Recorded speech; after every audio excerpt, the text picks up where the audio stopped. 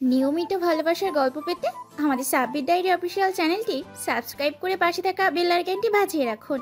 ধন্যবাদ সবাইকে। একটা মেয়ে ঠিক কতটা নির্লজ্জ হলে নিজের থেকে 2 বছরের জুনিয়র একটা ছেলেকে বিয়ে করতে পারে? বুড়ি একটা মহিলা হয়ে জুনিয়র ছেলেকে বিয়ে করতে একটু বিবেকে বাঁধলো না তোর? আমি না হয় মমের জন্য তোকে বিয়ে করতে বাধ্য হয়েছি, কিন্তু তুই তুই তো চাইলেই পারতি বিয়েটা আটকাতে। আটকালি না কেন? অবশ্য তুই জানতিস তোর মতো বুড়ি একটা মহিলাকে কেউ বিয়ে করবে না, তাই তো আমার মমকে হাত করে নিজের থেকে 2 বছরের জুনিয়র ছেলের গলায় ঝুলে পড়েছিস। বাসর রাতে বরের মুখে কুরুচিপূর্ণ কথা শোনার জন্য আমি প্রস্তুত ছিলাম, কিন্তু তুই তুকারি শুনতে হবে এটা আমার ধারণার বাইরে ছিল। এমন কুরুচিপূর্ণ কথা, লজ্জায়, অপমানে, ঘৃণায় আমার চোখ থেকে আপনা আপনি পানি গড়িয়ে পড়ল। হ্যাঁ একদম নেকা কান্না করবি না আমার সামনে। তোর মতো 3rd ক্লাস মেয়েকে আমার খুব ভালো করেই চেনা আছে। তুই প্রথমে আমার মমকে হাত করলি, এখন আবার চোখের পানি ফেলে আমাকে হাত করতে চাইছিস। তোর সেই চাওয়া কখনোই পূরণ হবে না। তোকে জাস্ট আমার বিরক্ত লাগছে, সরে যা আমার চোখের সামনে থেকে। অনেক বেশি বলে ফেলেছেন মিস্টার শ্রেয়াস হাবরাস সায়ান। আমার মতো ভাবতেই ঘৃণা লাগছে যে আপনার মতো এত নিচু মানসিকতার লোকের সাথে আমার বিয়ে হয়েছে। আর আপনি কি বললেন? আমি আপনাকে হাত করতে চাইছি। হাসালেন মিস্টার শ্রেয়াস আবরার সায়ান। আপনার মতো নোংরা মানসিকতার লোককে হাত করা তো দূরে থাক, আপনার সাথে কথা বলতেই আমার রুচিতে বাজছে। ম্যামের মতো এত ভালো একজন মানুষের ছেলের এই শিক্ষা! ছি ছি ছি! মানুষের সাথে কিভাবে কথা বলতে হয় সেই বোধটুকু আপনার মধ্যে নেই। এ কথা বলার সাথে সাথেই সায়ান আমাকে দেয়ালের সাথে চেপে ধরে গলায় ছুরি লাগিয়ে বলল, তুই এই শ্রেয়াস আবার সায়ানের শিক্ষা নিয়ে প্রশ্ন তুলেছিস? মনে হচ্ছে এখনই তোর গলায় ছুরি চালিয়ে দেই। আরে তুই কিভাবে বুঝবি ভালোবাসাকে চোখের সামনে শেষ হতে দেখার যন্ত্রণা? ভালো বেসেছিস কখনো কাউকে? আমি বেসেছি। তুই নিজেও জানিস না তুই আমার কত বড় ক্ষতি করেছিস। তোর জন্য আমার গার্লফ্রেন্ড সুইসাইড করতে বসেছে। আমার গার্লফ্রেন্ড তাকিয়া ফেসবুকে একজন নাম করা লেখিকা। 2023 সালের বইমেলায় ওর লেখা বই বের হবে। ওর নখের যোগ্যতাও তো তোর নেই। ওর যদি কিছু হয়ে যায়, ট্রাস্ট মি, আমি সত্যি সত্যি তোকে খুন করে ফেলবো। আমাদের চিৎকার চেঁচামেচিতে ম্যাম আর আঙ্কেল আমাদের রুমে চলে আসলেন। ম্যাম এসেই সায়ানকে থাপ্পড় দিয়ে বললেন, ছি সায়চ্ছি, আমি এই শিক্ষা দিয়েছি তোমাকে? বাসর রাতে তুমি বউয়ের গায়ে হাত তুলছ, তার সাথে তুই তুকারি করছো। তোমার এতটা অধপতন হবে আমি ভাবতে পারিনি। মম, তুমি ভুলে যাবে না এই বিয়েটা আমি নিজের ইচ্ছাই করিনি। তুমি আমাকে বাধ্য করেছো এই বুড়ি মহিলাকে বিয়ে করতে। তোমার ইচ্ছাই বিয়ে করেছি, তাই বলে ভেবো না অন্যদের মতো এই বুড়ি মহিলাকে নিয়ে আমি সংসার করব। বউ হিসেবে না মানো, অন্তত সিনিয়র হিসেবে প্রাপ্য সম্মানটুকু তো দিতে পারতে। পাশ থেকে আঙ্কেল বলে উঠল, তোমাকে আমি বারবার বারণ করেছিলাম মীরা, এমন 3rd ক্লাস মেয়ের সাথে সায়নের বিয়ে দিও না, ওর জীবনটা নষ্ট হয়ে যাবে। কিন্তু তুমি শুনলে না আমার কথা, একবারও ভেবে দেখলে না পরিণতি ঠিক কী হবে। এখন আবার বাইরের একটা মেয়ের জন্য তুমি আমার ছেলের গায়ে হাত তুললে মীরা। তুমি ভুলে যাবে না ও এখন কোনো বাহিরের মেয়ে নয়, শরীয়ত মোতাবেক ও এখন এ বাড়ির বউ, সায়নের স্ত্রী। ম্যাম আমার সামনে এসে আমার হাত দুটো তার হাতের মুঠোয় নিয়ে বললেন, সায়নের হয়ে আমি তোর কাছে ক্ষমা চাচ্ছি, তুই আমাকে ক্ষমা করে দিস মা। আমি একজন ব্যর্থ মা, ব্যর্থ শিক্ষিকা, যে কিনা হাজার হাজার ছেলে মেয়েদের শিক্ষা দেয় অথচ তার নিজের ছেলেটাকেই শিক্ষা দিতে পারিনি। তুই এই রূপ থেকে চল, এইখানে তোকে এই মানুষরূপী কুকুরের সাথে আমি কিছুতেই থাকতে দেব না। ম্যাম আমাকে ওনার রুমে নিয়ে এসে একটা সুতির শাড়ি দিল বিয়ের শাড়ি পাল্টে পরার জন্য। আমি ফ্রেশ হয়ে এসে দেখি ম্যাম আমার জন্য খাবার নিয়ে বসে আছে। আসলে সকাল থেকে কিছু হওয়া নেই, খাওয়াও হয়নি, প্রচণ্ড ক্ষুধা লাগছে। কিন্তু সমাজের কথা শুনে খাবার ইচ্ছেটাই মরে গিয়েছিল। এখন ম্যামের হাতে বিরিয়ানি দেখে খাবার ইচ্ছেটা আবার তরতাজা হয়ে গিয়েছে। বিরিয়ানি দেখে জিহ্বা লক লক করছে, কিন্তু নতুন বউ হয়ে তো আর একবারেই বলাতেই খাওয়া শুরু করা যাবে না। ম্যাম 2-3 বার বলাতে তারপর খাওয়া শুরু করব। আমাকে দাঁড়িয়ে থাকতে দেখে ম্যাম আমাকে বললেন, পটাপট খাওয়ারটুকু শেষ কর। পেটে ক্ষুধা, মুখে সংযততার বজায় রেখে বললাম, আমার খেতে ইচ্ছে করছে না ম্যাম। এদিকে বস, আমি খাইয়ে দে, যদি তোর কোনো আপত্তি না থাকে। না না ম্যাম, আপত্তি থাকবে কেন? আমি তোর জীবনটা শেষ করে দিলাম তাই না রে? তোকে কলঙ্ক থেকে বাঁচাতে গিয়ে একটা মিথ্যা সম্পর্কে জড়িয়ে দিলাম। অবশ্য তুই প্রথম যেদিন স্কুলে জয়েন হলি সেদিনই তোকে দেখে আমার ভালো লেগেছিল। লম্বায় 5 ফুট 4 ইঞ্চি একটা মেয়ে, হালকা পাতলা গড়ন, গায়ের রং টকটকে ফর্সা, হাঁটু পর্যন্ত চুল, ডাগর ডাগর চোখ, যে চোখের মায়ে আমি ডুবে গিয়েছিলাম। তখনই আমার মনের মধ্যে সুপ্ত ইচ্ছে জেগেছিল তোকে সায়নের বউ করার। কিন্তু তুই যে সায়নের সিনিয়র ছিলি, তার জন্যই আমার ইচ্ছেটা দমিয়ে রেখেছিলাম। কিন্তু আল্লাহ আমার সেই ইচ্ছাটা পূরণ করেছে। আজ তুই সায়নের স্ত্রী। সায়ন তোকে মানুক বা নাই মানুক, তুই সায়নের বউ হয়ে না সামিরার মতো আমার আরও একটা মেয়ে হয়ে এ বাড়িতে থাকবি।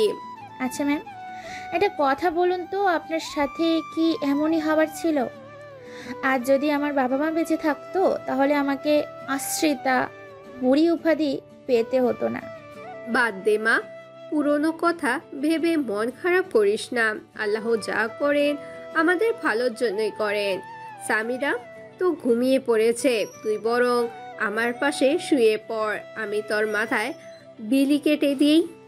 ম্যাম, যতই পুরনো কথা ভুলতে বলুন, নিজের অতীতকে এত সহজেই ভোলা যায়? এতগুলো বছর পর আবার আমি ঢুক দিলাম আমার অতীত পাতায়। আমি কুয়াশা মীর, রওনক মীর ও নাজমা মীরের একমাত্র রাজকন্যা কুয়াশা মীর। কিন্তু ভাগ্যের নির্মম পরিহাসে আমি আজ একজন আশ্রিতা। অন্যের মতো আমার হাসি খুশি একটা পরিবার ছিল। আমার বাবা একজন নামকরা ব্যবসায়ী আর মা একজন ব্যাংকার ছিল। আমি ছিলাম আমার বাবা মায়ের চোখের মণি। প্রতি বছর আমার বার্ষিক পরীক্ষা শেষ হলে আমি বাবা মা ফ্যামিলি ট্যুরে চলে আসতাম। সেই বছরও তার ব্যতিক্রম ছিল না। ডিসেম্বরে পরীক্ষা শেষ করে আমরা ফ্যামিলি ট্যুরে রওনা দিলাম কক্সবাজারের উদ্দেশ্যে। গাড়ি চলছে তার আপন গতিতে। বরাবরই আমার গাড়িতে ঘুমানোর অভ্যেস। সবে মাত্র ঘুমের রেশ এসেছে, হঠাৎই আম্মু চিৎকারে চোখ খুলে দেখি বেসামালভাবে একটা ট্রাক আমাদের দিকেই ধেয়ে আসছে। এটা দেখেই আম্মু আমাকে গাড়ি থেকে ধাক্কা দিয়ে বাইরে ফেলে দেয়। ভাগ্যক্রমে আমি বেঁচে গেলেও বাঁচতে পারিনি আমার বাবা মা। চোখের সামনে দুইটা তাজা প্রাণ শেষ হতে যেতে দেখেছি আমি। এরপর থেকে শুরু হয় আমার সংগ্রামের জীবন। বাবা মায়ের ছায়াতল ছাড়া বাঁচতে থাকা কতটা কঠিন প্রতিনিয়ত উপলব্ধি করেছি। প্রতিনিয়ত বেঁচে থেকেও মরেছি। তবুও দিন শেষে আমার বাবার বলে যাওয়া একটা কথাই আমাকে সাহস জুগিয়েছে। আমি লড়াই করে বাঁচতে শিখেছি। কোনো কারণে যখন ভেঙে পড়তাম, বাবা সব সময়ই বলতো, এখানেই শেষ নয় মা, বাঁচতে হলে আমাদের লড়াই করে বাঁচতে হবে, বাঁচার মতো বাঁচতে হবে। বাবা আমার মারা যাবার পর আমাকে নিলামে ওঠানো হয়। কার কাছে আমি থাকবো এই নিয়ে। চাচাদের কাছে আমার ঠাঁই মেলে না, কারণ তারা আগে থেকেই আমাদের ফ্যামিলিকে সহ্য করতে পারতো না। বারবার আমার বাবার ওপর অ্যাটাক করতো তাকে মেরে ফেলার জন্য। মাঝে মাঝে আমার নিজের কাছে নিজেরই প্রশ্ন করি, আসলেই কি আমার বাবা মায়ের অ্যাক্সিডেন্টে মৃত্যু হয়েছিল নাকি পরিকল্পিত খুন ছিল? অবশেষে আমার মামার সিদ্ধান্ত নেয় তার কাছে রাখার জন্য। মামা আমাকে খুব ভালোবাসতো, কিন্তু মামি আমাকে দুধ চোখে সহ্য করতে পারতো না। তার ছেলে মেয়েদের সাথে মিশতে দিত না। প্রায় সময় দেখতাম মামা মামির মধ্যে আমাকে নিয়ে ঝগড়া লাগতে। মামা ব্যবসায়ের কাজে বেশিরভাগ সময় বাইরে থাকতো, আর এই সময়টাই মামি কাজে লাগাতেন। সোনার চামচ মুখে নিয়ে জন্ম হয়েছিল আমার, অথচ মামির সংসারে এসে ঘর মোছা থেকে শুরু করে যাবতীয় কাজ আমায় করতে হতো। আমি আসার পর থেকে কাজের মহিলাকে ছাঁটাই করে দিয়েছিল। সারাদিন কাজ করার জন্য বই পড়ার সময় পেতাম না। রাতে যখন সবাই ঘুমিয়ে যেত তখন সারা গায়ে ব্যথা যন্ত্রণা নিয়ে বই পড়তাম। সারা রাত জেগে ফজরের দিকে যখন একটু ঘুমিয়ে পড়েছি, চোখ মুখে পানির ছিটা পেয়ে তড়িঘড়ি করে উঠে দেখি মামি অগ্নি চোখে আমার দিকে তাকিয়ে রয়েছে। কি নবাবের বেটি, বেলা কয়টা বাজে সে খেয়াল আছে আপনার? পড়ে পড়ে ঘুমাচ্ছেন, বাসার কাজগুলো কে করবে শুনি? তোর মা এসে করে দিয়ে যাবে? তোর মা বাবার সাথে তুইও মরলি না কেন? আর মরলি না যখন, তখন আমার ঘাড়ে এসে জুটলি কেন? সারাদিন কোনো কাজ করবে না, শুধু শুধু আমার অন্ন ধ্বংস করবে। আমি মোটেও বসে বসে আপনার অন্ন ধ্বংস করি না মামি। সারাদিন গাধার মতো খেটে মরি, অথচ একটা কাজের লোকের যে মর্যাদা, সেই মর্যাদাটুকু পাই না আমি। একটা কাজের মহিলাও 3 বেলা পেট পুরে খেতে পায়, মাস গেলে হাত খরচের টাকা পায়, কোনো অনুষ্ঠানে নতুন কাপড় পায়, অথচ আমি নিজেদের লোক হয়েও এর কিছুই পাই না। তোকে যে এই বাড়িতে আশ্রয় দিয়েছি, এইটাই বা কম কিসে? আপনি ভুলে যাবেন না, মামার যত সম্পত্তি, জমি জমা, এমনকি এই বাড়ির 1/3 আমার মায়ের অবর্তমানে তার উত্তরসূরি আমি। অথচ আপনারা জমি থেকে ফসল উৎপাদন করে হাজার হাজার টাকা ইনকাম করছেন, যার এক খানা করিও আমি পাই না। সেই হিসাবে আমি আমারটা খাচ্ছি, আপনার বা মামার কারোর অন্যই ধ্বংস করছি না। কি বললি তুই? যত বড় মুখ নয় তত বড় কথা। আজ তোর এমন অবস্থা করব যাতে তুই আমার মুখের উপর কথা বলতে না পারিস। এ কথা বলেই মামি কিচেনে গিয়ে খুন্তি গরম করে নিয়ে এসে আমার মুখে চেপে ধরে। যন্ত্রণায় মনে হচ্ছিল আমার দেহ থেকে প্রাণ বেরিয়ে যাচ্ছে। তখন মনে হচ্ছিল কেন বাবা মায়ের সাথে আমার মৃত্যু হলো না। নিজের অতীত ভাবতে ভাবতে কখন যে ঘুমিয়ে পড়েছি বুঝতেই পারিনি। ম্যামের ডাকে ঘুম ভেঙে গেল। উঠে দেখি চারিদিকে ফজরের আজান হচ্ছে। ম্যাম বললেন, কুয়াশা, তাড়াতাড়ি উঠে ফ্রেশ হয়ে নামাজ পড়ে নে। ঠিক আছে ম্যাম। এখনো ম্যাম বলবি? আমি না হয় স্কুলে তোর সিনিয়র, স্কুলের হেড ম্যাম, তুই আমার কলিগ, তাই বলি কি বাড়িতেও আমি তোর ম্যাম? আর যেন তোর মুখে ম্যাম ডাক না শুনি। রাতে কি বলেছিলাম ভুলে গেছিস? তুই সামিরার মতন আমার আরও একটা মেয়ে হয়ে মাকে ম্যাম ডাকবে, এটা ভালো দেখায় না। ঠিক আছে আম্মু। এই তো আমার লক্ষ্মী মেয়ে, এবার চল তো তাড়াতাড়ি নামাজ পড়িনি। বাসায় আর কেউ পড়ে না নামাজ। সামিরা পড়ে, আর বাকি দুজন, তাদের নাকি এখনো নামাজ পড়ার সময় হয়নি, অথচ তারা এইটাই বোঝে না মৃত্যু যখন আসবে তখন তাদের জন্য তওবা করার সময় টুকুও দেবে না। আমি আর আম্মু নামাজ শেষে কিছুক্ষণ আড্ডা দিলাম। বেশ ভালো মানের মানুষ ম্যাম, অথচ তারই ছেলে একটা অমানুষ। আম্মু, আমি সবার জন্য চা করি। ঠিক আছে কর, তবে সাবধানে করিস। আম্মু, তুমি চিন্তা করো না তো, এইসব রান্না বান্না করতে করতে অভ্যস্ত হয়ে গেছি আমি। কিচেনে এসে সবে মাত্র চুলায় পানি বসিয়েছি, এমন সময় পেটে গরম কিছু অনুভব করলাম। মনে হচ্ছে কেউ সিগারেটের আগুন দিয়ে পুড়িয়ে দিচ্ছে। পিছনে ফিরতেই দেখি সায়ান। কি সিনিয়র বেবি, খুব জ্বলছে তাই না? আমার এর থেকে বেশি জ্বলেছিল যখন তোমাকে আমার বিয়ে করতে হয়েছিল। তোমার জন্য মম আমার গায়ে হাত তুলেছিল। আমি তো এত সহজে তোমাকে ছেড়ে দিব না সিনিয়র বেবি। তোমার খুব শখ ছিল এই শ্রেয়াস আবরার শাহানের বউ হওয়ার, তাই না? এর ফল তুমি হারে হারে টের পাবে। আমার ধৈর্যের পরীক্ষা নিতে আসবেন না মিস্টার শ্রেয়াস আবরার সায়ান। আপনি হয়তো জানেন না আমি একজন শিক্ষিকা, আর ধৈর্য না থাকলে কেউ শিক্ষকতার মতো এমন মহান পেশায় আসতে পারে না। এইরকম সিগারেটের গরম ছ্যাঁকা, খুন্তির গরম ছ্যাঁকা খাওয়ার অভ্যেস আছে আমার। বাবা মা মরা মেয়ে কিনা আমি, সুযোগ পেলে কেউ আঘাত করতে ছাড়ে না। তাই বলে আমাকে অবহেলার নারী ভাববেন না মিস্টার। অন্যায় যে করে আর অন্যায় যে সহে, দুজনেই সমান অপরাধী। আমি কখনই আপনার অন্যায় মেনে নেব না বলেই গরম পানি সায়নের মুখে ছুড়ে দিলাম। ইউ ব্লাডি গার্ড, কি করলে এটা তুমি? ইট মারলে পাটকেল তো খেতেই হয়, এইটাই নিশ্চয়ই জানেন। আপনি আমাকে আঘাত করবেন আর আমি সেই আঘাত মুখ বুজে সহ্য করে যাব? কখনোই না। আপনি একটা দিলে আমি 10টা দিব। আপনি আমাকে যতটুকু সম্মান দিবেন ঠিক আমার থেকে ততটুকু সম্মান পাবেন। সো নেক্সট টাইম আমার সাথে লাগতে আসবেন না। আমি চা করে কিচেন থেকে বেরিয়ে আসলাম, কিন্তু সায়ান সেইখানেই ঠায় দাঁড়িয়ে রইল। হয়তো আমার থেকে এমন পাল্টা জবাব আশা করেনি। তোকে তো আমি পরে দেখে নেব সিনিয়র বেবি। কেন রে, এতক্ষণ দেখে তোর কলিজা ভরেনি? আর আমাকে দেখবি কেন? তোর লেখিকা গার্লফ্রেন্ড কি তোর শোকে মরে পাথর হয়ে গিয়েছে? একদম আমার গার্লফ্রেন্ড নিয়ে বাজে মন্তব্য করবেন না। আপনি লেখালেখি কি বুঝেন? হ্যাঁ, লেখালেখি করতে গেলেও যোগ্যতা লাগে, যা আপনার মতো মেয়ের নেই। আমার যোগ্যতা সম্পর্কে আপনার কোনো আইডিয়া নেই মিস্টার। আর হ্যাঁ, আমার সম্পর্কে বেশি জানতে আসবেন না।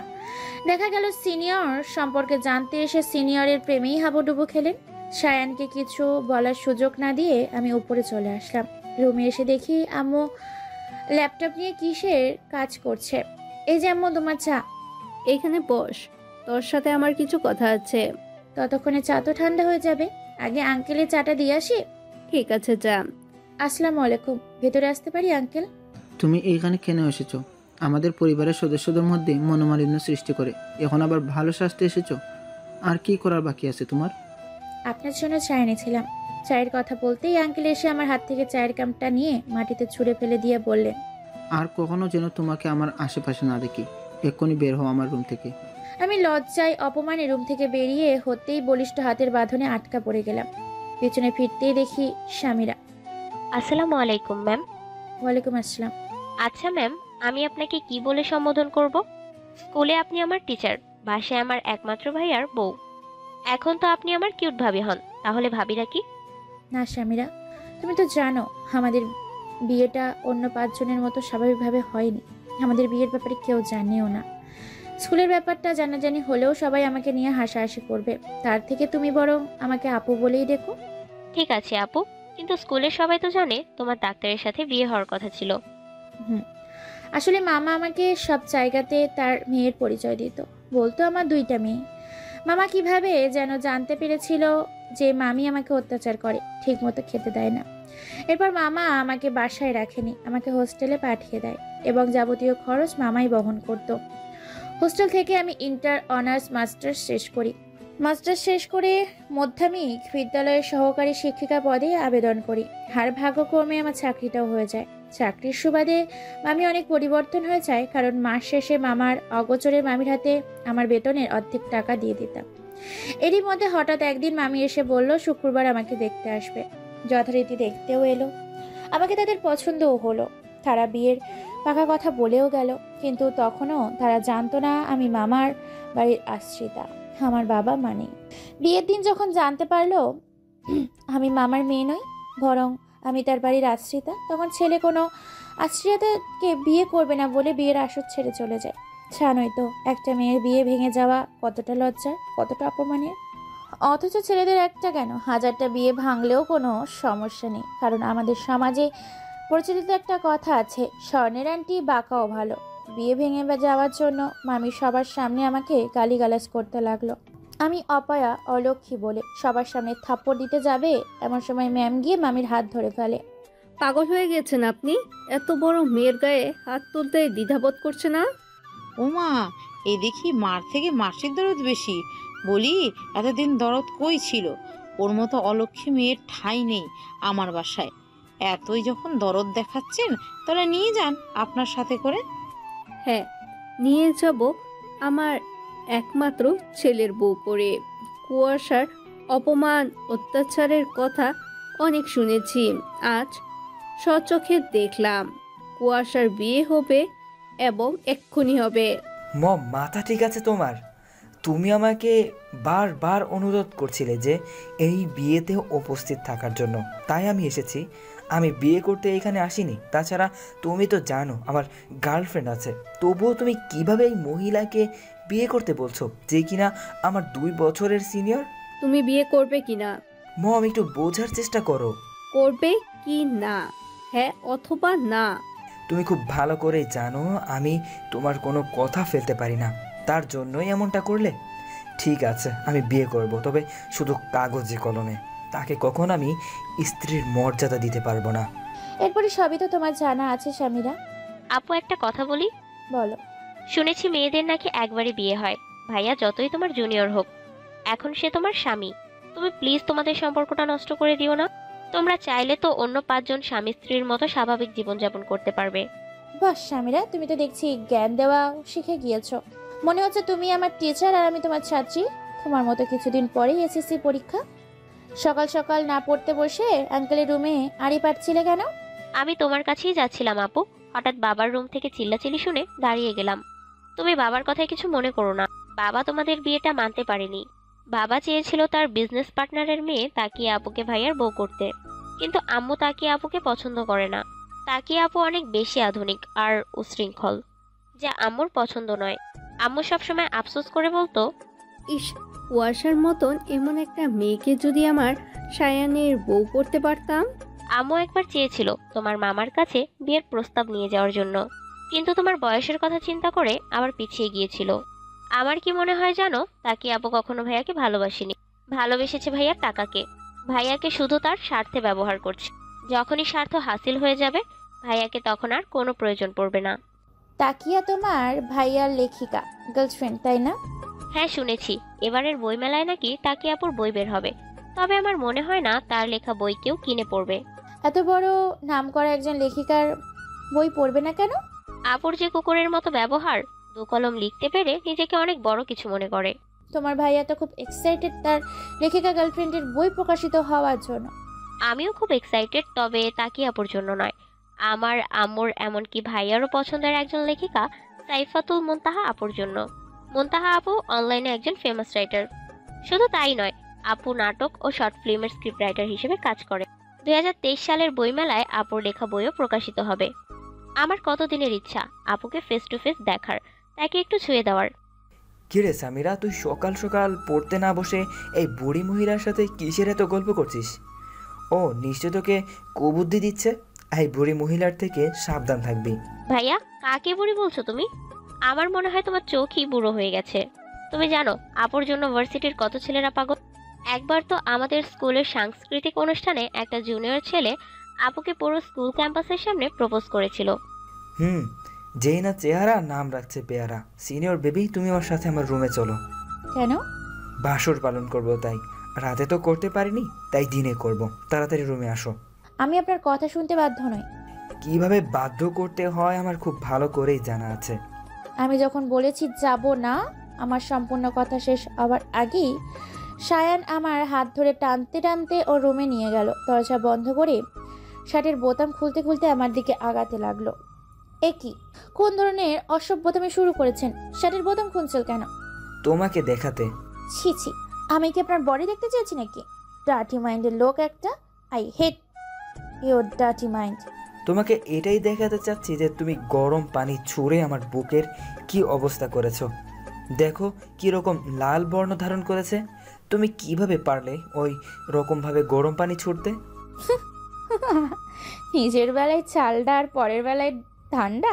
আপনি যে অমানুষের মতো আমাকে সিগারেটের আগুন দিয়ে পুড়িয়ে দিলেন, সেই বেলায় কিছুই না। আপনাকে গরম পানি ছুঁড়েছি বলে বেশ করেছি। নেক্সট টাইম এর আঘাতও আপনাকে মনে করিয়ে দিবে যে আমার সাথে লাগতে আসার পরিণতি। এখন দরজা খুলুন, আমি বের হব। কি হলো, কথা কানে যায় না? ঠিক আছে, আমি নিজেই খুলে নিচ্ছি।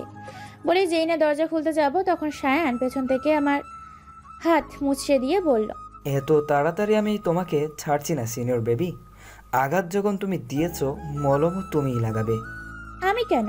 আপনার লেখিকা গার্লফ্রেন্ডকে ফোন করুন, সে এসে আদর সোহাগ দিয়ে ক্ষত সারিয়ে তুলবে। তোমার ওই নোংরা মুখে তুমি আমার গার্লফ্রেন্ডের নাম উচ্চারণ করবে না। শুধুমাত্র তোমার জন্য তাকে আজ হসপিটালে মৃত্যুর সাথে পাঞ্চা লড়ছে। এর জন্য তুমি দায়ী। তাকে আর যদি সত্যিই কিছু হয়ে যায়, আমি কিন্তু তোমাকে ছেড়ে কথা বলবো না। মা গো, ট্রু লাভ। আপনার ট্রু লাভ কখনোই আপনাকে ভালোবাসেনি। আপনার লেখিকা গার্লফ্রেন্ড আপনাকে বলেছে সে সুইসাইড করতে বসেছে, কিন্তু আপনি কি সচক্ষে দেখেছেন? দেখেননি তো। না দেখেই আপনার লেখিকা গার্লফ্রেন্ডের অ্যাকাউন্টে হাজার হাজার টাকা ট্রান্সফার করেছেন। This is the main point. আপনার লেখিকা গার্লফ্রেন্ড কখনো আপনাকে চায়নি, চেয়েছে আপনার টাকা। এখন আপনার মনে প্রশ্ন জাগতেই পারে, আমি আপনার ব্যাপারে এত কিছু কিভাবে জানলাম? আম্মু শুধুমাত্র আমার কলিগ নয়, আমার একজন ভালো বন্ধু। আপনার প্রত্যেকটা কথা আম্মু আমার সাথে শেয়ার করত। আপনার নারী নক্ষত্র জেনেই আপনাকে বিয়ে করেছি। কুয়াশা ম্যাম, আপনি খুব ভালো লেকচার দিতে পারেন। অনেক লেকচার শুনিয়েছেন। এবার দয়া করে ফ্রিজ থেকে বরফ নিয়ে এসে আমার ক্ষতস্থানে লাগিয়ে দিন। আমার ঠেকা পড়েনি, আমি পারবো না। নিজের কাজ নিজে করে নিন। বিয়ে করেছি কি নিজের কাজ নিজে করার জন্য? তার উপর আবার সিনিয়র বউ বিয়ে করেছি। ভাবছি ব্যবসা বাণিজ্য সব বাদ দিয়ে বউয়ের টাকায় বসে বসে খাবো। আমি কিছু বলতে যাব, তার আগেই দরজায় টোকা পড়ল। আপু, তুমি কি ভিতরে আছো? ভাইয়ার সাথে কিসের এত গল্প করছো, তাও আবার দরজা বন্ধ করে দিয়ে? আম্মু এক্ষুনি ডাকছে তোমাকে, তাড়াতাড়ি আম্মুর রুমে এসো। ঠিক আছে সামিরা, তুমি যাও, আমি আসছি। তুমি কোথাও যাচ্ছ না সিনিয়র বেবি? আগে আমার ক্ষতস্থানে বরফ লাগিয়ে দাও। আমি পারবো না, আম্মু ডাকছে, আসছি। আমি বলেই দরজা খুলে চলে আসলাম। আম্মু ডেকেছো? হ্যাঁ বস। তোদের বিয়েটা যেহেতু হুট করে হয়ে গিয়েছে, কেউ তোদের বিয়ের ব্যাপারে জানে না, তাই আমি চাচ্ছিলাম ছোটখাটো একটা বউ ভাতের আয়োজন করতে। তোর মামা মামিও তো আমাদের বাসায় আসেনি, এই সুযোগে তাদেরও দেখা হয়ে যাবে। না না আম্মু, শুধু শুধু কি দরকার আছে মানুষ হাসানোর? আমাদের সমাজ জুনিয়রকে বিয়ে করাটা ভালো চোখে দেখে না। যেইখানে আমাদের সম্পর্কটাই ভিত্তিহীন সেইখানে কি প্রয়োজন আছে ঘটা করে লোকজন জানানোর? ঠিক আছে, তুই যা বলিস তাই হবে। তুই যদি যাস এই কাগজে কলমে সম্পর্কে থেকে বেরিয়ে আসতে, আমি তোর ডিভোর্সের ব্যবস্থা করে দিব। তবে আমি মনে করি ডিভোর্স কোনো সমস্যার সমাধান নয়। আমি চাই তুই আর সায়ান অন্য 5টা স্বাভাবিক কাপলদের মতন সংসার কর। আমার ছেলেটা বড্ড অবুঝ, কিন্তু তুই তো ভালো মন্দ সব বুঝিস, তুই ওকে বোঝাবি। দেখ মা, সায়ান জুনিয়র হলেও এখন তোর স্বামী। তুই কেন তোর স্বামীর অধিকার ছেড়ে দিবি? তাকিয়া ভালো মেয়ে নয় মা, ওর কাজেই হচ্ছে বড়লোক ছেলেদের হাত করে তাদের থেকে টাকা হাতিয়ে নেওয়া। তুই সায়ানের স্ত্রী, তুই চাইলেই পারবি তাকিয়ার থেকে আমার ছেলেটাকে ফিরিয়ে আনতে। ঠিক আছে আম্মা, তুমি শুধু দেখবে আমি জুনিয়র বরের কি হাল করি। এই সিনিয়রের প্রেমে যদি ওকে হাবুডুবু খাওয়াতে না পারি তো আমার নাম কুয়াশা নয়। প্রয়োজনে হুজুরের থেকে পড়া পানি এনে খাওয়াবো তোমার ছেলেকে। তারপর দেখবে তোমার ছেলে সারাক্ষণ বউয়ের আঁচলের তলায় কুরকুর করবে আর সারাদিন কুয়াশা কুয়াশা ডাকবে। Just wait and watch. পাগলি মেয়ে আমার, আমিও চাই আমার অবুঝ ছেলেটার একটু সুবুদ্ধি হোক। তুই যদি আমার ছেলেকে তোর প্রেমের জালে ফাঁসাতে পারিস, আমি তোকে এমন একটা গিফট দিব যা তুই কখনো ভাবতেও পারবি না। ওকে, ডান। তাহলে এখন থেকে মিশন শুরু করে দে। কিভাবে শুরু করব? একটু ক্লু তো দাও। আমি তো আর আগে সংসার করে আসিনি যে বুঝতে পারবো কিভাবে জুনিয়র বরের মনে প্রেমের আগুন জ্বালানো যায়। সেটাও তোকে বলে দিতে হবে? আচ্ছা বাদ দাও, তুমি বলো তোমার ছেলে আর তোমার বর কি খেতে পছন্দ করে। তোমার বর তো আগেই আমাকে বলে দিয়েছে আমি যেন তার আশেপাশেই না যাই। এখন আমি রান্না করলে তোমার বর কি আমার হাতে রান্না খাবে? আমার পর করছিস কেন? বাবা হয় তোর। সে তো আমাকে বাবা ডাকার অধিকার দেয়নি। আমি বাবা ডাকলে দেখা গেল সে আমাকে ঠাটি একটা চট দিয়ে বলল, এই মেয়ে, আমি তোমাকে বাবা ডাকার অধিকার দিইনি। কোন সাহসে তুমি আমাকে বাবা ডাকলে? না রে মা, মানুষটাকে যেমন উপরে উপরে শক্ত মনে হয়, ভিতরে কিন্তু ততটাই নরম। আসলে আমি এক প্রকার জোর করে সায়ানের বিয়েটা দিয়েছি তো, তাই তোকে মানতে পারিনি। কিন্তু দেখিস আস্তে আস্তে সব ঠিক হয়ে যাবে, তখন ওই মানুষটা তোকে মাথায় করে রাখবে। তাই যেন হয় আম্মু। আম্মু, আমি কিচেনে যাচ্ছি, দেখি আমার হাতে রান্না খাইয়ে বর আর শ্বশুরের মন জয় করতে পারি কিনা। ঠিক আছে, যা মা। রেনু তোকে রান্না করতে সাহায্য করবে। আমার স্কুলের কিছু কাজ বাকি রয়েছে, না হলে আমিও তোকে সাহায্য করতাম। ঠিক আছে আম্মু, সমস্যা নেই, আমি সবটা সামনে নিতে পারবো। আমি আসলে অলরাউন্ডার বৌমা পেয়েছি। এখনকার যুগে মেয়েরা তো পড়াশোনা করলে কোনো কাজে হাত দিতে চায় না। তারা কাজ করতে না পারাটাকে গর্ব মনে করে। অথচ আমার মেয়েটা একজন মাধ্যমিক বিদ্যালয়ের শিক্ষিকা হয়েও সব কাজে পারদর্শী। সবাই তো আর আমার মতো বাবা মা মরা মেয়ে নয় আম্মু। আমি কি তোর মা নই? এরপর যদি আর কখনো তোর মুখে বাবা মা মরা মেয়ে বলতে শুনি, তখন কিন্তু আমি তোর মুখ সেলাই করে দেব। সরি আম্মু, ভুল হয়ে গেছে। এই যে দেখো, কান ধরছি। এইবারের মতন ক্ষমা করে দিলাম। নেক্সট টাইম কিন্তু পিটুনি পড়বে। ওকে আম্মু। আমি কি আপনাকে হেল্প করব আপামনি? মিষ্টি কণ্ঠে পেছনে ফিরে দেখি আনুমানিক 12 কি 13 বছর বয়সী হালকা পাতলা গড়নের একটা মেয়ে দাঁড়িয়ে আছে। আমার মন বলল এটা হয়তো রেনু, তবুও শিওর হওয়ার জন্য জিজ্ঞেস করলাম, তুমি কি রেনু? জি আপামনি। তোমার কথাবার্তা পোশাকে মনে হচ্ছে যে তুমি এই বাসায় কাজ করো। শুধু আপনি না, কেউ ধরতে পারে না যে আমি এই বাসায় কাজ করি। এই বাসার প্রত্যেকটা মানুষ খুবই ভালো মনের। তারা আমাকে নিজেদের পরিবারের একজন সদস্য মনে করে, এমনকি আমাকে স্কুলেও ভর্তি করিয়েছে। ও আচ্ছা, আপাতত তোমার এইখানে কোনো কাজ নেই, তুমি গিয়ে পড়তে বসো, আমার প্রয়োজন হলে আমি ডেকে নিব। ঠিক আছে আপামনি। আমি ঝটপট ফ্রিজ থেকে হাঁসের মাংস, ইলিশ মাছ বের করে পানিতে ভিজিয়ে রাখলাম। আম্মু থেকে জেনেছি সায়ন আর আঙ্কেল নাকি নারকেল দিয়ে হাঁসের মাংস আর ঝরঝরে পোলাও খুব পছন্দের। ফ্রিজে আদা রসুন পেঁয়াজ সবকিছু পিষে রাখা ছিল, যার ফলে আমার বেশি কষ্ট করতে হয়নি। আমি এক চুলায় মাংস বসিয়ে অন্য চুলায় পোলাও চাল ভেজে নিলাম। বরাবরই আমার রান্না করতে বেশ ভালো লাগে, কিন্তু রান্নার সময় লোকজন থাকলে মোটেও আমার ভালো লাগে না। আমার মনে হয় তারা রান্নায় নজর দিয়ে খাবারের স্বাদ নষ্ট করে দেয়। এমনকি আম্মু বেঁচে থাকতেও যখন ছুটির দিন কখনো রান্না করতে ইচ্ছে করতো, আম্মুকেও আমি কিছু না অ্যালাউ করতাম না। এই নিয়ে আব্বু আম্মু সারাক্ষণ আমাকে টিচ করতো। পুরনো কথা মনে পড়তেই আপনা আপনি চোখ থেকে পানি গড়িয়ে পড়লো। প্রায় 3 ঘন্টা ব্যয় করে সায়ন আর আঙ্কেলের পছন্দের হাঁসের মাংস, পোলাও, বাসমতি চালের ভাত, সর্ষে ইলিশ, কচুলতি দিয়ে ছোট্ট মাছের তরকারি আর সাথে একটু পায়েসও রান্না করলাম।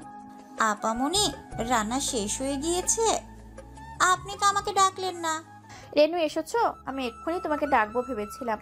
সব রান্না করা শেষ হয়ে গিয়েছে, তুমি সবকিছু ডাইনিং টেবিলে নিয়ে রাখো, আমি একটু ফ্রেশ হয়ে আসি। ঠিক আছে আপামনি। ফ্রেশ হয়ে এসে দেখি আঙ্কেল বাদে সবাই টেবিলে বসে পড়েছে। আমাকে দেখে আম্মু বলল, তুইও বস, আমি খাবার সার্ভ করছি। তুমি খাবে না আম্মু?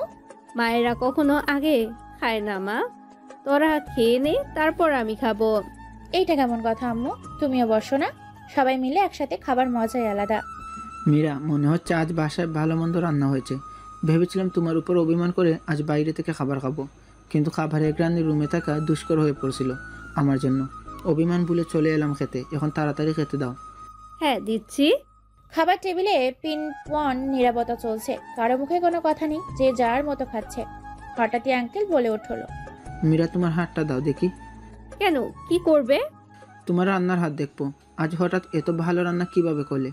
মনে হচ্ছে নতুন হাতের রান্নার স্বাদ পেলাম। টেবিলে রাখা প্রত্যেকটা রেসিপি আমার পছন্দের।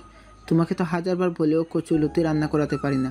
আজ হঠাৎ এই ওদমের দিকে নজর গেল কেন তোমার? আজকে তো আমি রান্না করিনি। তাহলে কে করলো রেনু? ও তো এত ভালো রান্না জানে না, আর সামিরা তো কখনো কিচেনেই যায়নি। ওর তো এত ভালো রান্না জানার প্রশ্নই আসে না। আমরা কেউই রান্না করিনি। ইনফ্যাক্ট আমরা কেউ আজ কিচেনে যাইনি। কুয়াশা একা হাতে সবকিছু রান্না করেছে। আমি রান্না করেছি। শুনে আঙ্কেলের মুখের রং পরিবর্তন হয়ে গেল। তিনি খাবার ছেড়ে চলে যেতে লাগলেন। আমি সাহস করে আঙ্কেলের হাত ধরে বললাম, প্লিজ আঙ্কেল, খাবার ছেড়ে যাবেন না।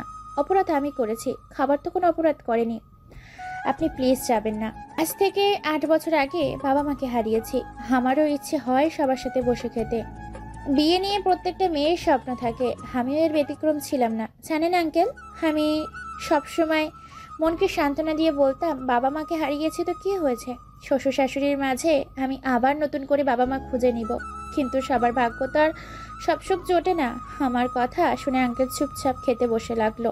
খাওয়া দাওয়া শেষ করে আমাকে উদ্দেশ্য করে বলল, এই মেয়ে, খাবার শেষ করে তুমি আমার রুমে আসো। ঠিক আছে আঙ্কেল। খাওয়া শেষ করে আঙ্কেলের রুমের সামনে দাঁড়িয়ে রয়েছি, ভেতরে যাওয়ার সাহস হচ্ছে না। বাবা গো, আঙ্কেল যে রাগ দেখা গেল। আমার গালে ঠাটি এক চড় বসিয়ে দিল। এই মেয়ে, বাইরে দাঁড়িয়ে রয়েছে কেন? ভেতরে আসো। আমি মানুষ, পশু নই যে তোমাকে খেয়ে ফেলবো। আমার মধ্যে মানবিকতা আছে। তোমার হাত দাও। জি আঙ্কেল। তোমার হাত দিতে বলছি। আমি ভয়ে হাত এগিয়ে দিতেই আঙ্কেল আমার হাতে 1000 টাকার 5টা নোট ধরিয়ে দিল। ও মা, টাকা কেন আঙ্কেল? এটা হচ্ছে তোমার পুরস্কার আমার পক্ষ থেকে। আমি সত্যি আঙ্কেলের থেকে এতটা ভালো ব্যবহার আশা করিনি। মানুষ তার চাওয়াটার থেকেও বেশি পেলে হতভম্ব হয়ে যায়। কি করা উচিত অনুচিত সেই বোধটুকু থাকে না। আমার সেই রকমই অবস্থা হয়েছে। বুঝতে পারছি না আমার ঠিক কী রকম প্রতিক্রিয়া করা উচিত। আমি ঠাই সেখানেই দাঁড়িয়ে রয়েছি। এরই মধ্যে আম্মু এসে বলল, বা, আমি যে তোমাকে 30টা বছর রান্না করে খাওয়াচ্ছি, কই আমাকে তো কখনো এমন পুরস্কার দাওনি। দেখো মীরা, ভালো জিনিসের প্রশংসা করতে আমি কখনো পিছু পা হই না। তুমি ইদানিং বুড়ি হয়ে গিয়েছো, রান্নার দিকে তেমন কোনো মনোযোগ দাও না, তাই রান্নার স্বাদটাও আগের মতো নেই। এই কি বললে তুমি? আমি বুড়ি হয়ে গিয়েছি?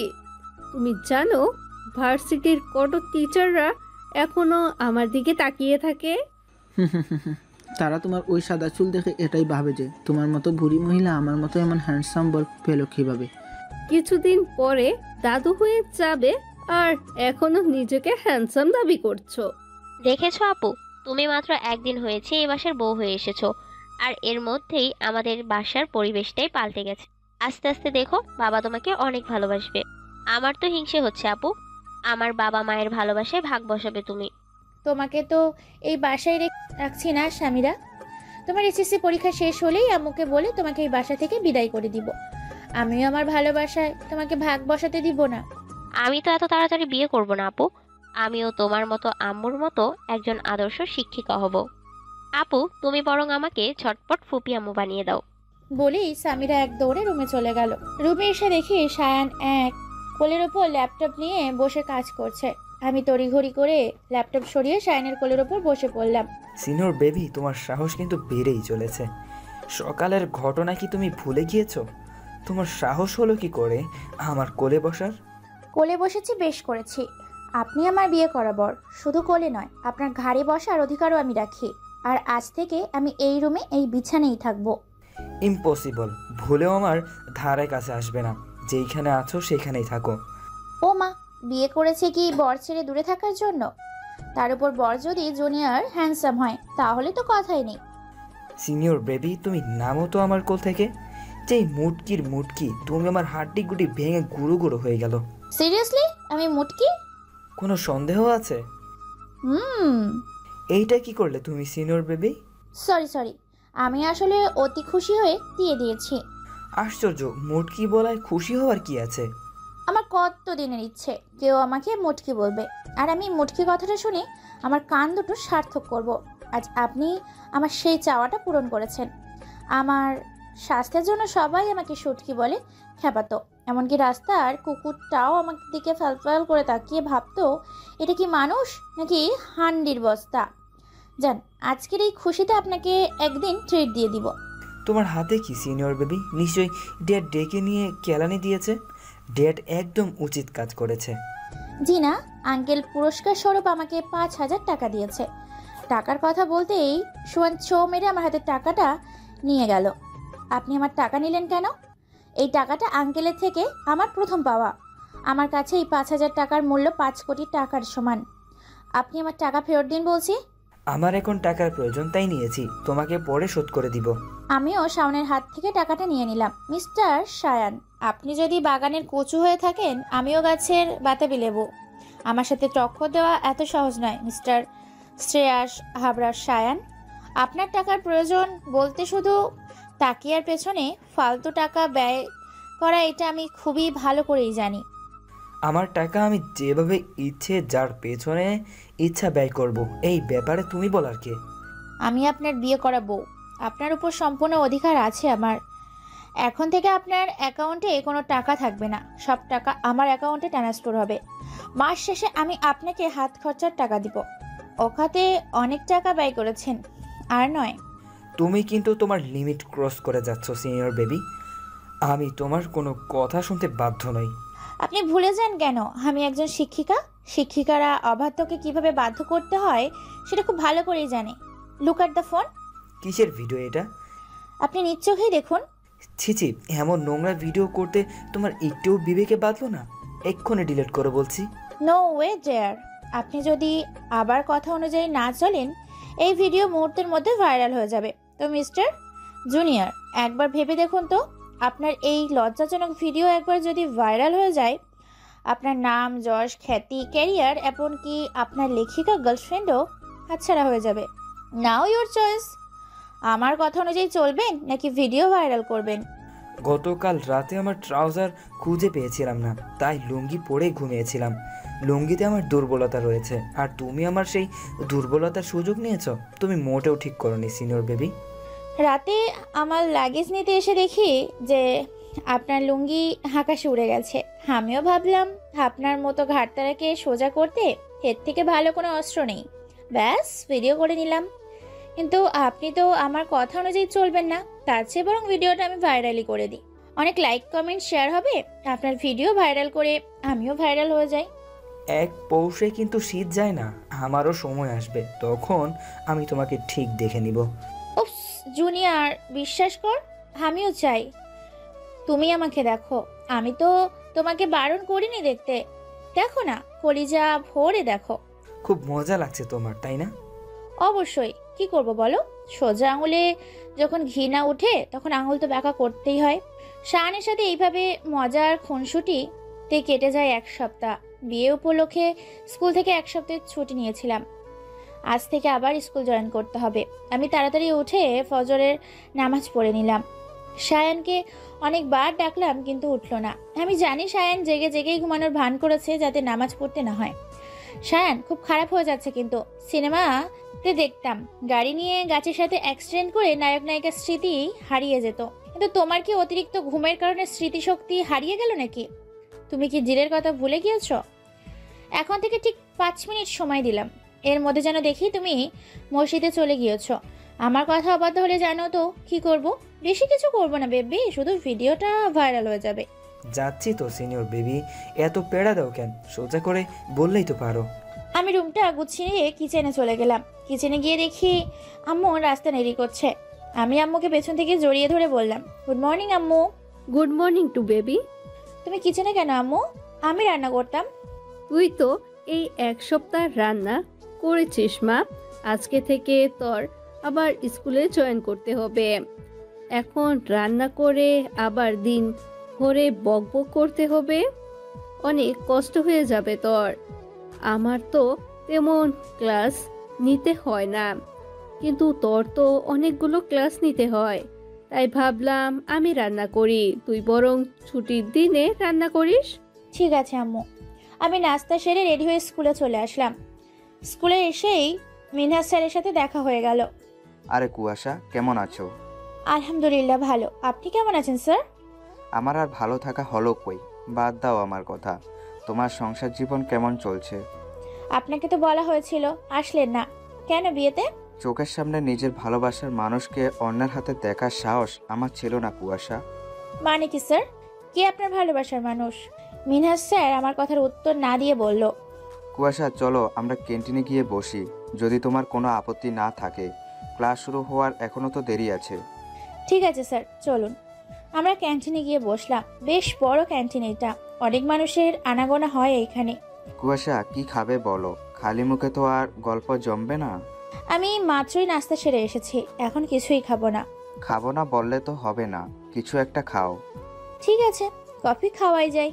আমরা দুইজনে কফি খাচ্ছি আর গল্প করছি। হঠাৎ টেবিলের অপর সাইডে পরিচিত একটা মুখ দেখে থমকে গেলাম। আমার বিশ্বাসই হচ্ছে না ও এখানে, তাও আবার এই অবস্থায়।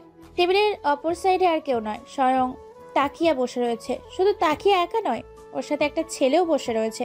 দুজনে এমন ভাবে চিপকে রয়েছে যেন তারা স্বামী স্ত্রী। কিছুদিন আগে স্বামীরা আমাকে দেখিয়েছিল তাকিয়ার ছবি, যার কারণে আমার চিনতে অসুবিধা হয়নি যে এইটাই তাকিয়া। তার মানে আমার সন্দেহ ঠিক, তাকিয়া সুইসাইড করার মিথ্যে নাটক করে সায়নের থেকে হাজার হাজার টাকা হাতিয়ে নিয়েছে, আর সায়ান সেটা বুঝতেও পারেনি। আম্মু ঠিকই বলেছিল, সায়ানটা বড্ড অবুঝ। বয়সের দিক থেকে পরিপক্ক হয়েছে, কিন্তু বুদ্ধি বাড়েনি। আমিও ঝটপট কয়েকটা পিক তুলে নিলাম আমার জুনিয়র বোর্ডের লেখিকা গার্লফ্রেন্ডের। কিন্তু একটা বিষয় আমি কিছুতেই বুঝতে পারছি না। আমি যতটুকু জানি তাকে একজন বড়লোক বাবার মেয়ে, ওর তো টাকা পয়সার কোনো অভাব থাকার কথা নয়। তারপরও তাকিয়া সায়নের থেকে কেন মিথ্যা কথা বলে টাকা নেয়? কি এমন কারণ থাকতে পারে? এ কি কুয়াশা, কফি খাচ্ছ না কেন? ঠান্ডা হয়ে যাবে তো। এই যে খাচ্ছি তো। তোমাকে কোনো কারণে চিন্তিত লাগছে, কি হয়েছে কুয়াশা? আমাকে বন্ধু মনে করে বলতে পারো। কিছু না স্যার, আজকে 9ম শ্রেণীতে আবার জাবেদার ক্লাস নিতে হবে। বাসা থেকেও প্রিপারেশন নিয়ে আসিনি, তাই ভাবছিলাম ঠিক মতো পারবো তো ক্লাস নিতে। সে তুমি বরং এখন বইয়ের পাতা একটু চোখ বুলিয়ে নাও, আমার এক্ষুনি ক্লাস শুরু হবে। আসছি আমি, বাই। ঠিক আছে স্যার। মিনহাজ স্যারের সাথে কথা বলতে বলতে টেবিলের অপর সাইডে কখন যে ফাঁকা হয়ে গেছে বুঝতে পারিনি। ওহ শিট, সাপুরে বিন বাজানোর আগেই সাপ হাত থেকে ছাড়া হয়ে গেল। কোনো ব্যাপার না, গর্ত করে কিভাবে সাপ বের করতে হয় এই কুয়াশার খুব ভালো করেই জানা আছে। ক্যাশ কাউন্টারে বিল পেমেন্ট করতে গিয়ে শুনি মিনহাজ স্যার বিল পরিশোধ করে দিয়েছে। আচ্ছা আঙ্কেল, 4 নম্বর টেবিলে যারা বসেছিল আপনি কি তাদের চিনেন? আমি তো খেয়াল করিনি মা। আচ্ছা তুমি 2 মিনিট অপেক্ষা করো, আমি সিসি ক্যামেরা চেক করে বলছি। ঠিক আছে আঙ্কেল। মা, এই মেয়েটার নাম তাকিয়া, আর সাথে ওর হাজব্যান্ড রিয়ান। কিছুদিন আগে ওদের বিয়ে হয়েছে। তাকিয়ার বাবা আমার পরিচিত, আমিও উপস্থিত ছিলাম ওদের বিয়েতে। ঠিক আছে আঙ্কেল, ধন্যবাদ। ক্যান্টিন থেকে বেরিয়ে সোজা ক্লাসে চলে আসলাম, কিন্তু মনোযোগ দিতে পারছি না। তাকিয়ার ব্যাপারটা আমার মস্তিষ্কে গেঁথে গেছে। আমি ভেবেছিলাম সাধারণ সাপ হবে, কিন্তু এখন তো দেখছি সাংঘাতিক কাল লাগিনি। তাজা একটা বর থাকতেও আমার ভুলাভালা জুনিয়র বরের থেকে টাকা হাতিয়ে নিচ্ছে। ব্যাপার কেমন এক ফুল দোমালি টাইপের হয়ে গেল। তাকিয়ার ব্যাপারটা নিয়ে ছক করছিলাম, এরই মধ্যে স্টুডেন্টরা বলে উঠল, ম্যাম, আমরা জাবেদার ডেবিট ক্রেডিট হিসাবটা কিভাবে নির্ণয় করব বুঝতে পারছি না।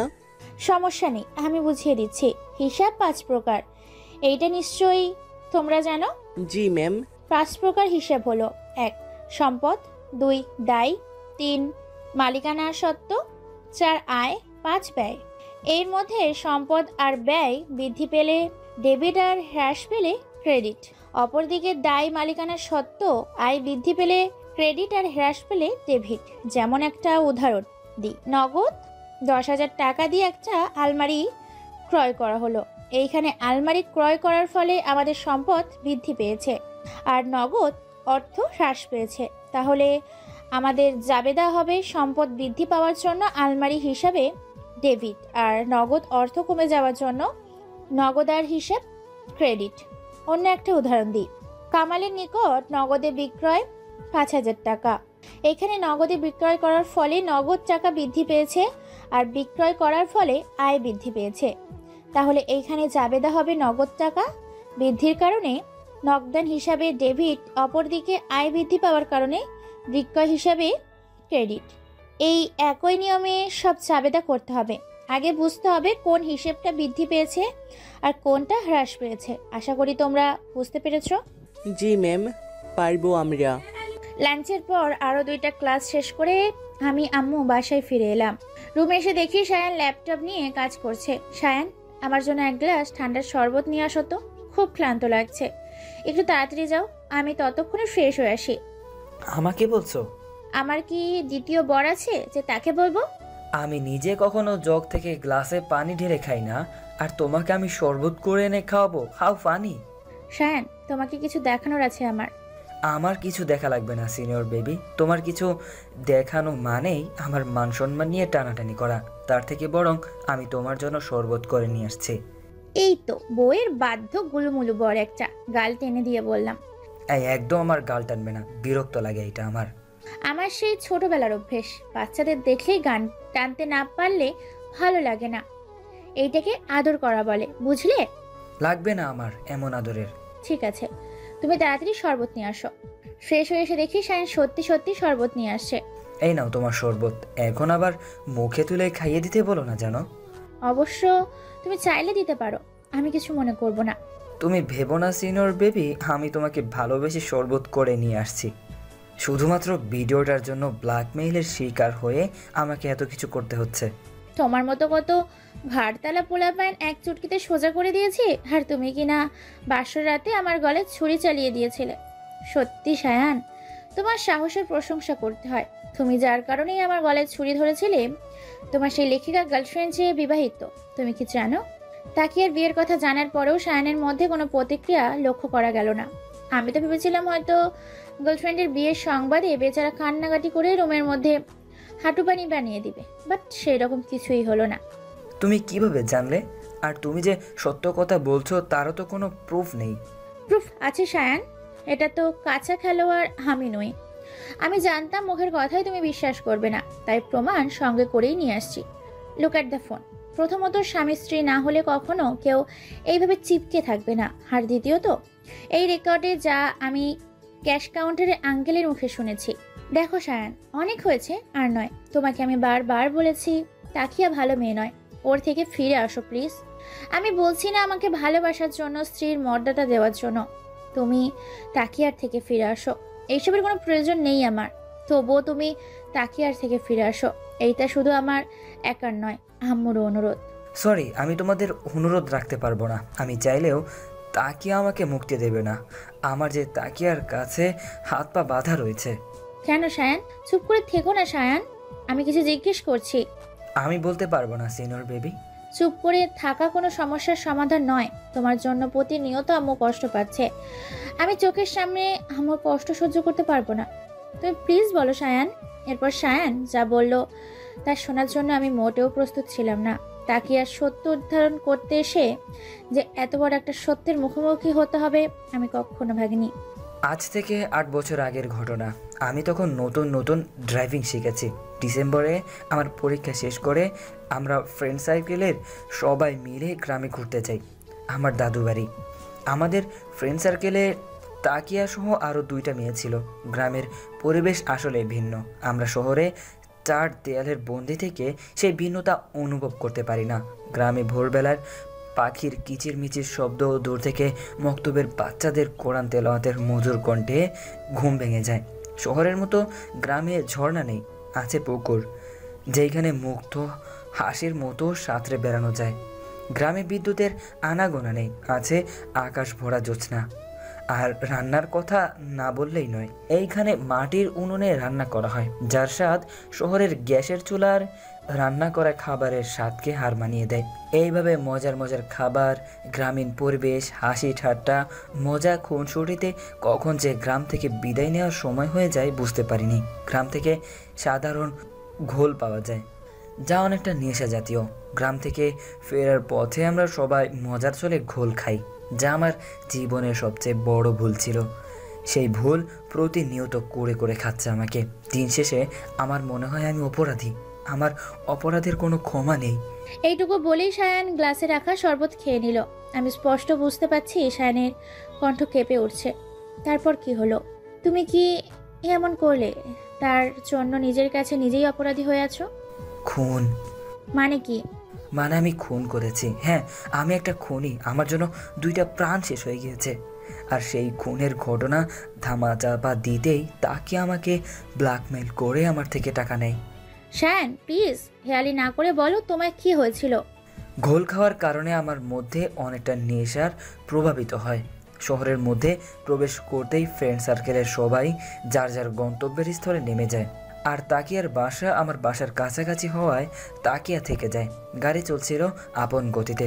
হঠাৎ আমার মাথা ঘুরতে শুরু করে, চোখ মুখ ঝাপসা হয়ে আসে। অতিরিক্ত ঘোল খাওয়ার প্রভাবে একসময় জ্ঞান হারিয়ে ফেলি। কিন্তু আমার এইটুকু মনে আছে, জ্ঞান হারানোর আগে আমি বেসামালভাবে গাড়ি ড্রাইভ করছিলাম। আর হুট করে কালো রঙের একটা গাড়ি আমার গাড়ির সামনে চলে আসে। এরপর কি হয়েছিল আমি জানি না।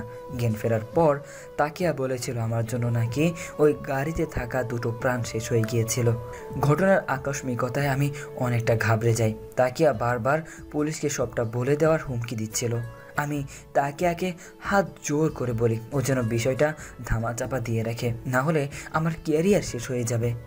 মম ড্যাড মানসিকভাবে খুবই আঘাত পেত, কিন্তু তাকিয়া শর্ত দেয় ওকে ওর চাওয়া অনুযায়ী টাকা দিতে হবে। আমিও নিজেকে বাঁচাতে তাকিয়ার শর্তে রাজি হয়ে যাই, যার ফলস্বরূপ তাকিয়া বলা মাত্র ওর অ্যাকাউন্টে আমার টাকা ট্রান্সফার করতে হয়। সায়ানের কথা শুনে আমি যেন পাথর হয়ে গিয়েছি। আমার পুরনো অতীত আবার আমার সামনে এসে দাঁড়িয়েছে। তার মানে সায়ানের কথা অনুযায়ী সেদিন ট্রাকে আমাদের গাড়ি অ্যাক্সিডেন্ট হয়নি। স্বয়ং সায়ানের কারণেই আমার আব্বু আম্মুর মৃত্যু হয়েছে। হ্যাঁ, সায়ানই আমার বাবা মায়ের খুনি। আর আমি কিনা আমার বাবা মায়ের খুনির সাথেই সংসার পেতে বসেছি। হঠাৎ করে কেমন যেন অস্বস্তি হয়ে মাথা ঘুরে উঠল। আমি পড়ে যেতেই সায়ান আমাকে ধরে পড়ল। সিনিয়র বেবি, কি হলো তোমার? তুই স্পর্শ করবি না আমাকে, তুই একটা খুনি। কি বলছো কি তুমি? সেই দিন তোর ফুর্তি করার জন্য অ্যাক্সিডেন্টে আর কারণ নয়, স্বয়ং আমাদের গাড়িতেই হয়েছিল। ভাগ্যক্রমে আমি বেঁচে গেলেও আমার বাবা মা বেঁচে ফেরেনি। Sorry for everything. সরি বললেই সব কিছু সমাধান হয়ে যায় না। আমি তোকে ক্ষমা করে দিলেও কি তুই পারবি আমার বাবা মাকে ফিরিয়ে দিতে? পারবি বাবা মায়ের থেকে হারিয়ে যাওয়া ভালোবাসা ফিরিয়ে দিতে? বাবা মা মারা যাবার মামির কাছে দিন রাত অত্যাচারের শিকার হয়েছি। এমনকি আশ্রিতা ছিলাম বলে বিয়ের আসর ছেড়ে বর চলে গিয়েছিল। পারবি সেই অপমান ফিরিয়ে আনতে? এই কথা বলতেই সায়ান আমার পা জড়িয়ে ধরলো। এ কি, তুই আমার পায়ে হাত দিচ্ছিস কেন? পা ছাড় বলছি। আমি তোকে না মানলেও তুই আমার স্বামী। স্বামী হয়ে স্ত্রীর পায়ে হাত দেওয়াটা বেমানান দেখায়। তুমি আমাকে ক্ষমা না করা পর্যন্ত আমি তোমার পা ছাড়ছি না সিনিয়র বেবি। তুমি আমাকে যে শাস্তি দিবে আমি মাথা পেতে নিব, তবুও তুমি আমাকে ক্ষমা করো। তুই যা করেছিস তাতে আদেও কি তুই ক্ষমার যোগ্য? বলছি তো আমার ভুল হয়েছে। এই ভুলের প্রতিনিয়ত আমি নিজেও শেষ হয়ে যাচ্ছি। কিন্তু তুমি কিভাবে শিওর হলে ওইটা তোমাদেরই গাড়ি ছিল? কারণ কালো গাড়িতে আমরা ছিলাম, আর 2 জন লোক আমার বাবা মা ছিল। তুই যা তো এখান থেকে, ভালো লাগছে না আমার, আমাকে একটু একা থাকতে দে। কুয়াশাকে এই অবস্থায় দেখে সায়নের মোটেও ভালো লাগছে না। কষ্ট হচ্ছে কুয়াশার জন্য। ওর এই অবস্থার জন্য সায়ন নিজেকে দায়ী করছে। সায়ন ভাবতে লাগলো কিভাবে কুয়াশার মন ভালো করা যায়। পরক্ষণেই মনে হলো কুয়াশা তো বিরিয়ানি খুব পছন্দ করে, বিরিয়ানি দেখে নিশ্চয়ই একটু মন ভালো হবে। যদিও কুয়াশার সামনে দাঁড়ানোর কোনো মুখ নেই সায়নের, তবুও একটু তো চেষ্টা করতেই পারে মেয়েটার মন ভালো করার। কিন্তু সায়ন রান্না তো জানা দূরের কথা, কখনো কিচেনেও যায়নি। পরক্ষণেই মনে হলো ইউটিউব তো আছে, ইউটিউব থেকে শিখে রান্না করবে। কিন্তু কথায় আছে না, অভাগা যেদিকে যায় সেই দিকেই জল শুকিয়ে যায়। সায়নেরও অবস্থা হয়েছে এমন। ইউটিউবে ভিডিও প্লে করতে গিয়ে বুঝতে পারলো কারেন্ট নেই, যার কারণে ভিডিও প্লে হচ্ছে না। বেচারা কি করবে বুঝতে না পেরে তার মমের কাছে গিয়ে জিজ্ঞেস করলো, মম, বিরিয়ানি কিভাবে রান্না করতে হয়? কেন, তুই জেনে কি করবি? রান্না করব। সিরিয়াসলি? এত প্রশ্ন কেন করছো? বললে বলো, না বললে নাই। আরে এত রেগে যাচ্ছিস কেন? তোর যে বিরিয়ানি খেতে মন চাইছে আমাকে বলতে পারতি, আমি রান্না করে দিতাম। আমি খাওয়ার জন্য রান্না করছি না। তাহলে কার জন্য রান্না করতে চাচ্ছিস? তাকিয়ার জন্য? না, তোমার একমাত্র সিনিয়র বৌমার জন্য। মানে কি, আমি ঠিক শুনছি তো? হ্যাঁ মম, জোর করে বিয়ে দিয়েছো সিনিয়র একটা বেবির সাথে, যে কিনা শ্রেয়াস আবরার শায়ানকে নাকে দড়ি দিয়ে ঘোরাচ্ছে। এখন আবার তার পুরনো কথা মনে করে মন খারাপ হয়েছে, তাই তার মন ভালো করার জন্য আমার এই শুকনো প্রচেষ্টা। আচ্ছা ঠিক আছে, আমি বলছি, তুই নোট করে নে। ঠিক আছে মম। অবশেষে দীর্ঘ প্রচেষ্টার পর সায়ন সক্ষম হলো বিরিয়ানি রান্না করতে। একটা প্লেটে বিরিয়ানি, ডিম, সালাদ সাজিয়ে রুমে নিয়ে এলো। রুমে এসে দেখে কুয়াশা শুয়ে আছে। সিনিয়র বেবি, আবার কেন এসেছিস? খুব তো কান্নাকাটি করলে, এবার উঠো তো। তুই আমার সামনে আসবি না সায়ান। যতবার তুই আমার সামনে আসবি ততবার আমার বাবা মায়ের চেহারা আমার চোখের সামনে ভেসে উঠবে, আর আমার ততবারই মনে হবে তুই একটা খুনি, আমি একটা খুনির বউ। তুমি আমাকে যা মন চাই বলো, তবুও উঠে দেখো তোমার জন্য কি নিয়ে আসছি। কুয়াশা উঠে সায়নের হাতের দিকে তাকিয়ে সায়নের গালে ঠাস ঠাস করে চড় বসিয়ে দিল। মারলে কেন সিনিয়র বেবি? কুয়াশার কি হলো কে জানে, সায়নকে সাথে সাথে জড়িয়ে ধরলো। আমি কি তোকে বলেছি আমার জন্য হাত পুড়িয়ে বিরিয়ানি রান্না করতে? হাতের কি অবস্থা পড়েছিস? ফোসকা পড়ে যাবে তো। তুই একটু দাঁড়া, আমি মলম নিয়ে আসি। মলমের কোনো প্রয়োজন নেই, তোমার জন্য হাত পুড়িয়ে রান্না করলাম। কই একটু মিষ্টি মিষ্টি কথা বলবে, তা নয়তো দিলে ঠাস ঠাস করে চর বসিয়ে। এই জন্যই কথাই বলে, যার জন্য করলাম চুরি সেই বলে চোর। আমি তো তোকে চুরি করতে বলিনি, তুই আগ বাড়িয়ে চুরি করতে গিয়েছিস কেন? তোমার মুখে তুই তুকারি শুনতে বেমানান লাগে, প্লিজ তুমি করে বলো না। ও মা, এ দেখি ভূতের মুখে রাম রাম। তুই তো গাড়ি বলা শুরু করেছিস শুনি। ভুলে গেছিস বাসরাতের কথা? চেনা নেই জানা নেই অপরিচিত একটা মেয়ের সাথে অভদ্রের মতন তুই তুকারি করেছিলি। বারবার বাসর রাতের কথা তোলো কেন? তা কি আর ব্যাপারে তো সবটাই বললাম। ও হয়তো ভেবেছিল আমার বিয়ে হলে ওকে ওর প্রয়োজন অনুযায়ী টাকা দিব না, যার কারণে ও সুইসাইডের মিথ্যা নাটক করেছিল। আর সব মিলিয়ে আমার মাথায় আগুন চলছিল, যার কারণে তোমার সাথে খারাপ ব্যবহার করেছিলাম। তার মানে তাকিয়া তোমার গার্লফ্রেন্ড নয়? না, ও আমার ক্লাস ফ্রেন্ড ছিল। ওর মতো ঠকবাজ অর্থলোভী মেয়ে কখন আমার গার্লফ্রেন্ড হওয়ার যোগ্য রাখে না। আমার প্রথম প্রেম, ভালো লাগা, ভালোবাসা সাইফাতুল মুনতাহা। যদিও আমি জানি না সে আমার সিনিয়র না জুনিয়র, কালো না ফর্সা, লম্বা না খাটো। ইনফ্যাক্ট তার সাথে কখনো আমার কথাও হয়নি। তাকে না দেখেই ভালোবেসেছি। যদিও তার মতো এত বড় একজন লেখিকা আমার মতো সাধারণ ছেলেকে ভালোবাসবে না, তবুও তার অসাধারণ প্রতিভা, তার ব্যক্তিত্ব, তার আচরণ, ব্যবহার আমাকে বাধ্য করেছে তাকে ভালোবাসতে। আমি জানি সব ভালোবাসা পূর্ণতা পায় না, তেমনি আমিও দূর থেকে তাকে ভালোবেসে যাব। তাহলে তুমি যে বলেছিলে তাকিয়া তোমার গার্লফ্রেন্ড, এমনকি আম্মুও বলেছিল? তাকিয়া সব জায়গাতেই ওকে আমার গার্লফ্রেন্ড বলে পরিচয় দিত, এমনকি আমাকেও বাধ্য করেছিল ওকে আমার গার্লফ্রেন্ডের পরিচয় দিতে। আমিও নিজেকে বাঁচাতে তাকিয়ার কথা অনুযায়ী চলতে বাধ্য হয়েছি। আর 2 দিন ধরে তাকিয়ার সাথে কোনো প্রকার যোগাযোগ করতে পারছি না, ওর ফোন বন্ধ। এখন এত কথা না বলে ঝটপট বিরিয়ানি খেয়ে নাও দেখি, ঠান্ডা হয়ে গেলে বিরিয়ানির স্বাদ পাবে না। তুমি খেয়েছো? খাওয়ার আর সময় পেলাম কই, তাছাড়া তুমি যে কথা সাথে থাপ্পড় খাইয়েছো এমনিতেই পেট ভরে গিয়েছে। আপাতত 1 সপ্তাহ না খেলেও চলবে, আমি তো তোমার বাবা মাকে ইচ্ছা করে মারিনি। আর আমি শিওর জানিও না আসলে কি কোনো অ্যাক্সিডেন্ট হয়েছিল নাকি সবটাই সাজানো নাটক, কারণ আমি নেশার ঘরে ডুবেছিলাম। তাকে আমাকে যেভাবে বলেছিল আমি সেভাবেই বিশ্বাস করে নিয়েছিলাম। সরি, আসলে আমি সত্যটা না জেনে না বুঝে তোমাকে অনেক কথা শুনিয়েছি। আমার প্রথম থেকেই সন্দেহ ছিল আমার বাবা মায়ের মৃত্যুর অ্যাক্সিডেন্ট হয়নি, তাদেরকে পরিকল্পনাভাবে খুন করা হয়েছে। আর আমার ধারণাটাই সত্যি হয়েছে। সেদিন তোমার গাড়িতে আমার বাবা মায়ের অ্যাক্সিডেন্ট হয়নি। আমার মনে হয় তাকিয়া তোমাকে ঘোলের সাথে নেশা জাতীয় দ্রব্য মিশিয়ে খাইয়েছিল, কারণ ঘোল খেলে এতটাও নেশা হয় না। এর পেছনে নিশ্চয়ই তাকিয়ার কোনো হাত রয়েছে, আর যেখানে তুমি শুধুমাত্র দাবার গুটি হিসাবে ব্যবহৃত হয়েছ। কিছুক্ষণ আগেই তো বললে আমি তোমার বাবা মায়ের খুনি, আর এখনই বলছো আমি কিছু করিনি। কিন্তু তুমি এত কিছু জানলে কিভাবে? বিয়ের 1 দিন আগেই আমার ফোন পানিতে পড়ে নষ্ট হয়ে যায়। এতদিন ফোন সার্ভিংয়ে ছিল। আজ যখন ফোন পুনরায় চালু করলাম তখন এই মেসেজগুলো দেখে বুঝতে পেরেছি আমার বাবা মায়ের খুনের মেসেজের অপর পাশের ব্যক্তি করেছে, আর যার সাথে তাকিয়াও জড়িত রয়েছে। দেখো, বিয়ের দিনের মেসেজ লেখা, তোমাকে আমি কিছুতেই অন্যের হাতে দিব না টিয়া পাখি। তোমাকে পাওয়ার জন্য এত পরিশ্রম করেছি, সেই পরিশ্রম কিছুতেই ব্যর্থ হতে পারে না। বিয়ের রাতের মেসেজ। আমি ব্যর্থ হয়ে গেলাম, পারলাম না বিয়েটা আটকাতে। আমি চেয়েছিলাম তোমার বিয়ে ভেঙে দেওয়ার পর সবাই যখন তোমার দিকে আঙুল তুলবে, ঠিক তখন আমি তোমার ভালো মানুষ সেজে তোমার সামনে যাব, তোমাকে বিয়ে করে আমার করে নেব। কিন্তু আমার সব প্ল্যান ভেস্তে দিয়ে কোথা থেকে যেন ওই বুড়ি তার কচি ছেলেকে নিয়ে উদয় হলো, আমার বুকে আগুন জ্বালিয়ে দিয়ে। তুমি হয়তো এতক্ষণে বাসর ঘরে মগ্ন হয়ে গেছো। বিশ্বাস করো পাখি, আমার কলিজা ছেড়ে যাচ্ছে। মনে হচ্ছে তোমার ওই জুনিয়র বরকে ঠিক সেইভাবে মৃত্যু দেয় যেভাবে তোমার বাবা মাকে মৃত্যু দিয়েছিলাম। আরে বাহ, এ তো দেখছি তোমার সাইকো প্রেমিকার জন্য বাবা মাকে খুন। ভাবা যায় কত ভালোবাসে তোমাকে।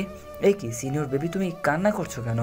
আমি তো মজা করছিলাম। দেখো, যা হবার তা তো হয়ে গিয়েছে। আমরা এখন চাইলেও আঙ্কেল আন্টিকে ফিরিয়ে নিয়ে আসতে পারবো না, কিন্তু আঙ্কেল আন্টির খুনিকে বের করে ঠিক শাস্তি দিতে পারবো। তুমি চিন্তা করো না সিনিয়র বেবি, আমি আছি তোমার সাথে। আর তাকিয়ার সাথেও আমার অনেক বোঝা পড়ার বাকি আছে।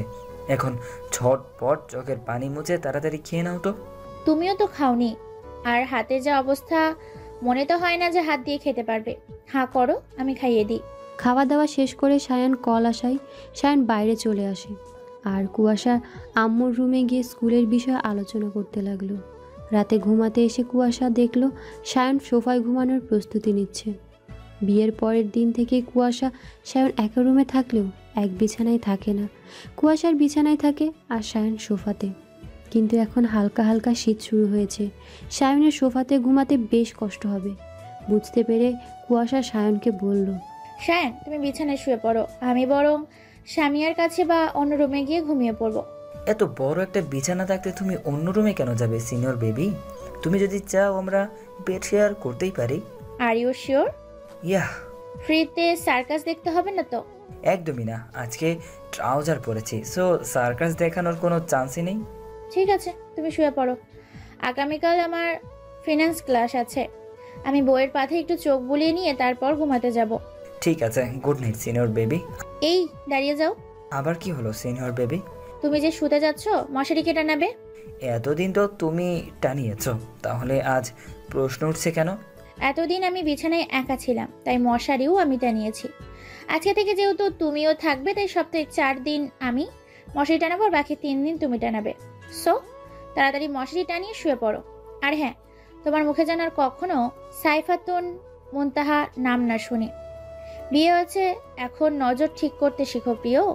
আমি নজর ঠিক করব আর তুমি ওই সাইকোর সাথে ইটিশ পিটিশ করবে, তাই তো? What do you mean by ইটিশ পিটিশ? ওই সাইকোকে তো আমি ঠিক খুঁজেই বের করব।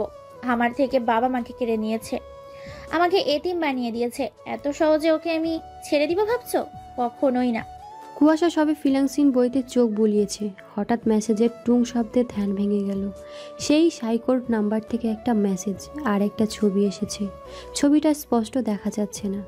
মেসেজে লেখা ছিল, টিয়া পাখি, খুব শীঘ্রই তোমাকে আমার জন্য আবারও লাল শাড়ি পরতে হবে। তোমার আর আমার মাঝে কোনো থার্ড পারসনকে আমি অ্যালাউ করব না। তোমার ওই জুনিয়র বরেও ঠিক এই ছবির মতো হাল করব। হা হা হা হা। কুয়াশার হাত পা কাঁপছে। কী এমন ছবি হতে পারে?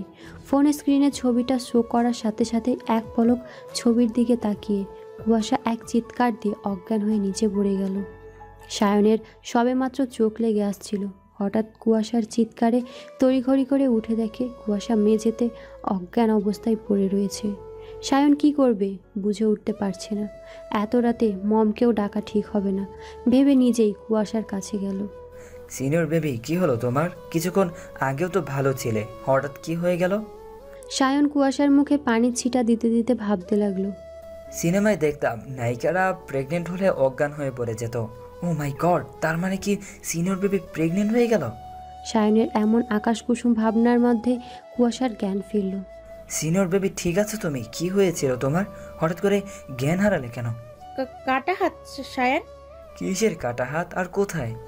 এই সাইকো একটা কাটা হাতের ছবি পাঠিয়েছে, আর ওই কাটা হাত আর কারণ নয়, স্বয়ং আমার আম্মুর। আম্মুর অনামিকা আঙুলে যে আংটিটা দেখছো, এইটা আমার জন্মানোর টাকা দিয়ে আম্মু আব্বুর বিবাহবার্ষিকীতে আমি আম্মুকে গিফট করেছিলাম। আমার স্পষ্ট মনে আছে, আমরা সেদিন ট্যুরে যাওয়ার জন্য বের হয়েছিলাম, তখন আম্মু এই আংটিটা পরেছিল। এরপর কুয়াশা আর কিছুই বলতে পারলো না। বলার আগেই ওই সাইকোর নাম্বার থেকে কল আসলো। কুয়াশা কল রিসিভ করতেই ফোনের অপর প্রান্ত থেকে মিহি একটা কণ্ঠস্বর ভেসে আসলো। হয়তো লোকটা ভয়েস চেঞ্জ করে কথা বলছে যাতে কুয়াশা চিনতে না পারে। টিয়া পাখি, এতক্ষণে নিশ্চয়ই বুঝতে পারছো কাটা হাতটা আমার শাশুড়ি মানে তোমার আম্মুর। বিশ্বাস করো পাখি, আমি তোমার আব্বু আম্মুকে মারতে চাইনি, কিন্তু কি করতাম বলো? তাদেরকে বারবার বোঝানোর পরেও তারা বুঝতে চায়নি। তারা তো তোমাকে আমার হতেই দিতে চায়নি, তাই তো তাদের এই করুণ পরিস্থিতির শিকার হতে হলো। খুব শীঘ্রই তোমার ওই জুনিয়র বর্গও এমন অবস্থা হবে। তোমার আর আমার মাঝে যে আসবে তার ঠিক এই অবস্থা হবে। কে আপনি? কাপুরুষের মতো লুকিয়ে রেখেছেন কেন? সাহস থাকলে সামনে এসে চোখে চোখ রেখে কথা বলুন, আমিও আপনার সাহস দেখতে চাই। উপস পাখি, তোমার সেই রাগ যে ঠিকই আগের মতোই আছে। আসবো তো পাখি, খুব শীঘ্রই তোমার সামনে আসবো, তবে বিয়ের শেরনি মাথায় পাগড়ি পরে। কিন্তু তার আগে তোমার জুনিয়র বরকে তার নির্দিষ্ট জায়গায় পৌঁছে দিতে হবে তো। তোর ইচ্ছা কখনো পূরণ হবে না। সায়নের গায়ে হাত তোলা তো দূরের কথা, ওর দিকে তাকিয়ে দেখ। ট্রাস্ট মি, আমি তো চোখ তুলে নিয়ে লুডো খেলবো। আমি তো ভয় পেয়ে গেছি পাখি, জুনিয়র বরের প্রতি এত ভালোবাসা। ও মা গো, টুরু লাভ। একটু বলেই টুটু শব্দে কল কেটে গেল। সিনিয়র বেবি, কি ব্যাপার বলো তো? আমাকে ভালো টালো বেশি ফেলে নাকি? আমাকে মারার কথা বলতেই এত হাইপার হয়ে গেলে যে? কুয়াশা সায়নের প্রশ্নের উত্তর না দিয়ে চুপচাপ বিছানায় শুয়ে পড়ল। সিনিয়র বেবি, কথা বলছো না কেন? শরীর খারাপ লাগছে? মমকে ডেকে দিব? তার কোনো প্রয়োজন নেই, তুমি শুয়ে পড়ো। সায়ন যেন মুহূর্তের মধ্যেই বুঝদার হয়ে গেল। কুয়াশাকে নিজের বুকে টেনে নিয়ে মাথায় বিলি কেটে দিতে লাগলো। কুয়াশাও বাচ্চাদের মতো সায়নের বুকে গুটিসুটি মেরে পড়ে রইল। নিজের থেকে 2 বছরের জুনিয়র ছেলের বুকে তার পরম শান্তির জায়গা, একমাত্র আশ্রয়স্থল মনে হচ্ছে। কেটে গেল 2 মাস।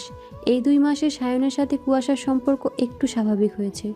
সায়ন সব সময় চাই কুয়াশাকে হাসি খুশি দেখতে, তাকে হুটহাট ফুচকা বিরিয়ানি রান্না করে সারপ্রাইজ দিতে। কুয়াশাও চাইছে অন্য 5টা দম্পতির মতো স্বাভাবিকভাবে সম্পর্ক করে সংসার করতে। কিন্তু যতবারই সায়নের সাথে স্বাভাবিক হতে যায় ততবারই সায়নকে হারানোর ভয় জেগে বসে। ওই সাইকোটাকে 2 মাসে 1000 বার চেষ্টা করেছে খোঁজার, কিন্তু ফলাফল শূন্য। খুবই চতুর একটা লোক ওই সাইকোটা। যে নাম্বার দিয়ে কুয়াশাকে ফোন করে মেসেজ করে সেই সিম কার্ডটা রেজিস্ট্রেশন করা না, যার কারণে লোকেশনও স্ট্রেট করা যাচ্ছে না। তবুও কুয়াশা সায়নের চেষ্টা করছে। খুব শীঘ্রই সাইকোটার পর্ব শেষ করে তাদের অপূর্ণ ভালোবাসায় পূর্ণতা দেওয়ার। হ্যাঁ, সায়ান কুয়াশা দুজন দুজনকে এই 2 মাসে ভালোবেসে ফেলেছে। একে অপরের প্রতি কেয়ারিং, মজা, খুনসুটি, ঝগড়ার মাঝে কখন যে দুজন দুজনকে ভালোবেসে ফেলেছে কেউই বুঝতে পারেনি। কিন্তু কোনো এক অজানা কারণে কেউ কাউকে তাদের ভালোবাসার কথা জানাতে পারছে না। ডিসেম্বর মাসে শুরু হয়েছে, সেই সাথে শুরু হয়েছে কুয়াশার স্কুলের পরীক্ষা। আজ কুয়াশার পরীক্ষার হলে ডিউটি রয়েছে। আম্মুর একটু শরীর খারাপ থাকার কারণে কুয়াশা ফজরের নামাজ শেষ করেই কিচেনে চলে গিয়েছে সকালের নাস্তা রেডি করার জন্য। অবশ্য স্বামীরাও এসেছে কুয়াশাকে রান্নার কাজে হেল্প করার জন্য। কারো মুখে কোনো কথা নেই, দুজন দুজনের মতো কাজ করছে। নীরবতা ভেঙে স্বামীরা বলল, আপু একটা কথা বলবো? হ্যাঁ বলো। আই এম ইন লাভ আপু। হোয়াট? এইটুকু বয়সেই লাভ? তো কে সেই ভাগ্যবান পুরুষ যে কিনা এতটুকু বয়সেই আমার ননদের মন হরণ করে নিল? Minhaj sir. Are you mad? Minhaj sir আর তোমার বয়সের পার্থক্য জানো? ভালোবাসা কখনো বয়স দেখে হয় না আপু। ভাইয়াও তো তোমার 2 বছরের জুনিয়র, কিন্তু আমি তোমার চোখে ভাইয়ার জন্য অসীম ভালোবাসা দেখেছি। আমার সাথে তোমার তুলনা কেন করছো সামিরা? মিনহাজ স্যার তোমার টিচার হয়। তুমি কিভাবে পারলে ছাত্রী হয়ে টিচারের প্রেমে পড়তে? তাছাড়া আম্মু কখনো এই সম্পর্কে মেনে নিবে না। এখনো স্কুলের শাশুড়ি, জামাই, বৌমা ব্যাপারটা কেমন দৃষ্টিকটু দেখায় না? আম্মু তো কিছুদিন পরেই অবসরে চলে যাবে। আমারও এসএসসি পরীক্ষা শেষ হলে আমি এই স্কুল থেকে চলে আসব। তখন তো আমাদের টিচার স্টুডেন্ট সম্পর্ক থাকবে না। আমি তো তোমার কাছে এতদিন কিছুই চাইনি। প্লিজ আপু, আমার এই চাওয়াটুকু পূরণ করো। ঠিক আছে, আমি দেখছি কি করা যায়। লাভ ইউ আপু। Love you too. কুয়াশা রান্নার পর্ব শেষ করে সকাল সকাল নাস্তা সেরে স্কুলে যাওয়ার জন্য রেডি হচ্ছে। এমন সময় সায়ান এসে কুয়াশাকে পেছন থেকে জড়িয়ে ধরে। ব্যাপারটা কুয়াশা এনজয় করলেও সায়ানকে বুঝতে দেয় না। গরম চোখে বলল, সায়ান, কি শুরু করেছো? দেখছো তো রেডি হচ্ছি। ইদানিং তোমার খুব সাহস বেড়েছে, তাই না? আমি যে তোমার সিনিয়র, এইটা কি ভুলে গিয়েছো? সিনিয়র হও বা জুনিয়র হও, তুমি আমার বিয়ে করা বউ। আমার অধিকার আছে তোমাকে হাক করার। আমি আমার বউকে হাক করেছি, অন্য কাউকে তো করিনি। কি আর করবো বলো? ঘরে এত সুন্দরী বউ দেখলে শুধু আদর করতে মন চায়। অবশ্য তুমি যদি চাও সাইফাতুল মুনথাকে পটিয়ে তার সাথে। সায়ান বাকি কথাটুকু সম্পূর্ণ করতে পারল না। তার আগেই কুয়াশা সায়ানের গালে চেপে ধরে বলল, আর একবার যদি তোমার মুখে সাইফাতুন মুনতাহা নাম শুনেছি, তোমার ঠ্যাং ভেঙে রুমে বসিয়ে রাখবো বলে দিলাম। তাহলে ভালোবাসি কথাটা বলে দাও। সব কথা বলে না হৃদয়, কিছু কথা বুঝে নিতে হয়। তাহলে কি ধরে নেব তোমাকে ভালোবাসো সিনিয়র বেবি? কুয়াশা কোনো রেসপন্স না করে স্কুলের উদ্দেশ্যে রওনা দিল। 10টা থেকে পরীক্ষা শুরু হবে, কিন্তু খাতায় ফর্মালিটি পূরণ করার জন্য 9:45 খাতার সময় দেওয়া হয়েছে। যথারীতি 10টা থেকে 1টা পর্যন্ত ডিউটি শেষ করে অনেক ক্লান্ত থাকায় ক্যান্টিনে চলে গেল। কিন্তু কুয়াশা ক্যান্টিনে গিয়ে এতদিন পরে আবার তাকিয়ার দেখা পাবে ভাবতে পারেনি। আর আশ্চর্য করা বিষয় হলো, তাকিয়ার সাথে একটা হুডি পরা লোক রয়েছে। যদিও এখন ডিসেম্বর মাস, তবুও শীতের তেমন তীব্র না। সারাক্ষণ হুডি পরে চোখ মুখ ঢেকে রাখার মতো শীত এখনও আসেনি। তাহলে এই হুডি পরা লোকটা কেন এইভাবে নিজেকে আড়াল করতে চাইছে? কুয়াশা ভাবতে লাগলো। এই লোকটাই সেই সাইকো নয় তো, যাকে আমি দীর্ঘ 2 মাস ধরে খুঁজে চলছি? কি হতে পারে এই সাইকো লোকটা? সায়ান, কি হচ্ছে? কি শুরু করেছো? আমাকে রান্না করতে দিবে নাকি গরম খুনতে ছাকা দিব? তোমার যা ইচ্ছা করো, তবুও আজ তোমাকে ছাড়ছি না আমি। আর কত পালাই পালাই করবে আমার থেকে? মম কি বলেছে শোনোনি? তার চাকরির জীবন থেকে অবসরের পেছনে এখন তার একজন খেলার সাথী প্রয়োজন। এই মুহূর্তে তার নাতি নাতনি লাগবে। আমি কিন্তু আজ তোমার কোনো অজুহাত শুনবো না। এতদিন তোমার কাছাকাছি গেলেই ওই সাইকোটার অজুহাত দিয়েছো, কিন্তু এখন তো ওই সাইকোটা 14 শিখের ভাত খাচ্ছে। সত্যি তোমার বুদ্ধির প্রশংসা করতে হয় সিনিয়র বেবি। তুমি শিক্ষিকা না হয়ে গোয়েন্দা হলে ভালো হতো। এক তড়িতে সব কেস সলভ করে দিতে পারতে। সেদিন তোমার বুদ্ধির জন্যই সাইকো সহ তাকিয়ে আজ জেলের ভাত খাচ্ছে। সেদিন ক্যান্টিনে তাকিয়ার সাথে ওই হুডি পরা লোক দেখে আমার প্রথম থেকেই সন্দেহ হয়েছিল যে এই সেই সাইকো লোকটা। পরে দুজনের মধ্যে কত কাটাকাটি দেখে আমার সন্দেহ গাঢ় হয়। আমি আর একটু এগিয়ে যেতেই শুনতে পেলাম তাকিয়া ওই হুডি পরা লোকটাকে বলছে, আসলে তুমি কখনই আমাকে ভালোবাসোনি, দিনের পর দিন আমাকে ব্যবহার করে এসেছো। শুধুমাত্র তোমার কথায় আমি সেদিন শায়ানের খোলের মধ্যে নেশাজাতীয় দ্রব্য মিশিয়ে ওকে জোর করে খাইয়েছিলাম। ওর গাড়িটা অ্যাক্সিডেন্ট না হওয়ার পরও দিনের পর দিন ওকে ব্ল্যাকমেল করে ওর থেকে হাজার হাজার টাকা নিয়ে তোমাকে দিয়েছি। দেখো, আমার বিয়ে হয়েছে তো কি হয়েছে? তুমি বললে আমি এক্ষুনি রিহানকে ডিভোর্স দিয়ে দিব, তারপর আমরা দুজনেই নতুন করে সংসার শুরু করব। পাগল হয়ে গেছো তুমি? তুমি ভেবেছো আমি এত কিছু করেছি তোমাকে বিয়ে করার জন্য? নো ডিয়ার, আমার কাছে শুধু তুমি একটা দাবার গুটি ছেলে আমার ভালোবাসার কাছে পৌঁছানোর জন্য। এখন শুধু ওই জুনিয়রকে শেষ করতে পারলেই আমার রাস্তা ক্লিয়ার। আমি থাকতে কখনোই তোমার সব পূরণ হবে না। তুমি কি ভাবছো এই তাকিয়ার সাথে ছলনা করে পারবে হিসাবে? তুমি আমার না মানে কারোই না। তুমি এতদিনও যে অপকর্ম করেছো, কুয়াশার বাবাকে মেরেছো, এইসব প্রমাণ আমার কাছে আছে। আমি এক্ষুনি সেসব প্রমাণ পুলিশের হাতে তুলে দেব। আপনাদের আর কষ্ট করে পুলিশের কাছে যেতে হবে না ম্যাডাম, আমরা নিজেরাই আপনাদেরকে নিতে চলে এসেছি। পুলিশ দেখে তাকিয়া আর ওই হরিপড়া লোকটা চমকে উঠে বলল, আপনারা এইখানে? জি, আমরা এতক্ষণ আপনাদের সমস্ত কথা আমরা শুনেছি, তাই আলাদা করে কোনো প্রমাণের প্রয়োজন নেই। এবার চলুন আপনাদের শ্বশুর বাড়ি। পুলিশ তাকিয়া আর ওই সাইকোকে নিয়ে যাবে এই মুহূর্তে কুয়াশা বলে উঠল, দাঁড়ান অফিসার, আমিও দেখতে চাই কে আমার সাইকো প্রেমিক, যে কিনা আমার জন্য আমার বাবা মার খুন পর্যন্ত করতে দ্বিধাবোধ করেনি। আপনি কে? আমি কুয়াশা, আমি আপনাদের ইনফর্ম করেছিলাম এইখানে আসার জন্য। ঠিক আছে ম্যাম, অনেক অনেক ধন্যবাদ আপনাকে, বিশেষ করে ভিডিও ক্লিপটা আমাদের দেওয়ার জন্য। ইটস ওকে, আপনারা বরং আমার একতরফা সাইকো প্রেমিকের হুডিটা একটু তুলে দিন, আমার অনেক দিনের ইচ্ছে তাকে দেখার। অতঃপর একজন পুলিশ অফিসার ওই সাইকোটার হুডি সরাতেই পরিচিত একটা মুখ দেখে থমকে গেল, মুখ থেকে আপনা আপনি বেরিয়ে গেল, মিরাজ স্যার আপনি? হ্যাঁ কুয়াশা, আমি। বিশ্বাস করো কুয়াশা, আমি যা করেছি তোমাকে পাওয়ার জন্য করেছি, অন্য কোনো স্বার্থ ছিল না আমার। এখন আমি বুঝতে পারছি আপনি কেন আমার বিয়েতে উপস্থিত ছিলেন না, কেন সেদিন বলেছিলেন চোখের সামনে নিজের ভালোবাসার মানুষকে অন্য হাতে দেওয়ার সাহস আমার ছিল না। ছি, আমার তো ভাবতেও ঘৃণা হচ্ছে একটা মানুষ কিভাবে এতটা নিচে নামতে পারে। আপনাকে আমি বিশ্বাস করেছিলাম, আর আপনি এইভাবে আমার বিশ্বাসের প্রতিদান দিলেন। অফিসার, এক্ষুনি আমার সামনে থেকে এই দুজনকে নিয়ে যান, না হলে আমি এদেরকে খুন করে বসবো। বলার সাথে সাথে তাকিয়া এসে কুয়াশার পা জড়িয়ে ধরল। তাকিয়া, কি করছো? পা ছাড়ো বলছি, না হলে কিন্তু আমি তোমাকে লাথি দিয়ে ফেলে দিব। তোমার যা ইচ্ছা করো, তবু আমাকে পুলিশে দিও না প্লিজ। আমি যা করেছি মিনহাজের কথা অনুযায়ী করেছি। 2023 সালে বই মেলে আমার বই প্রকাশিত হবে।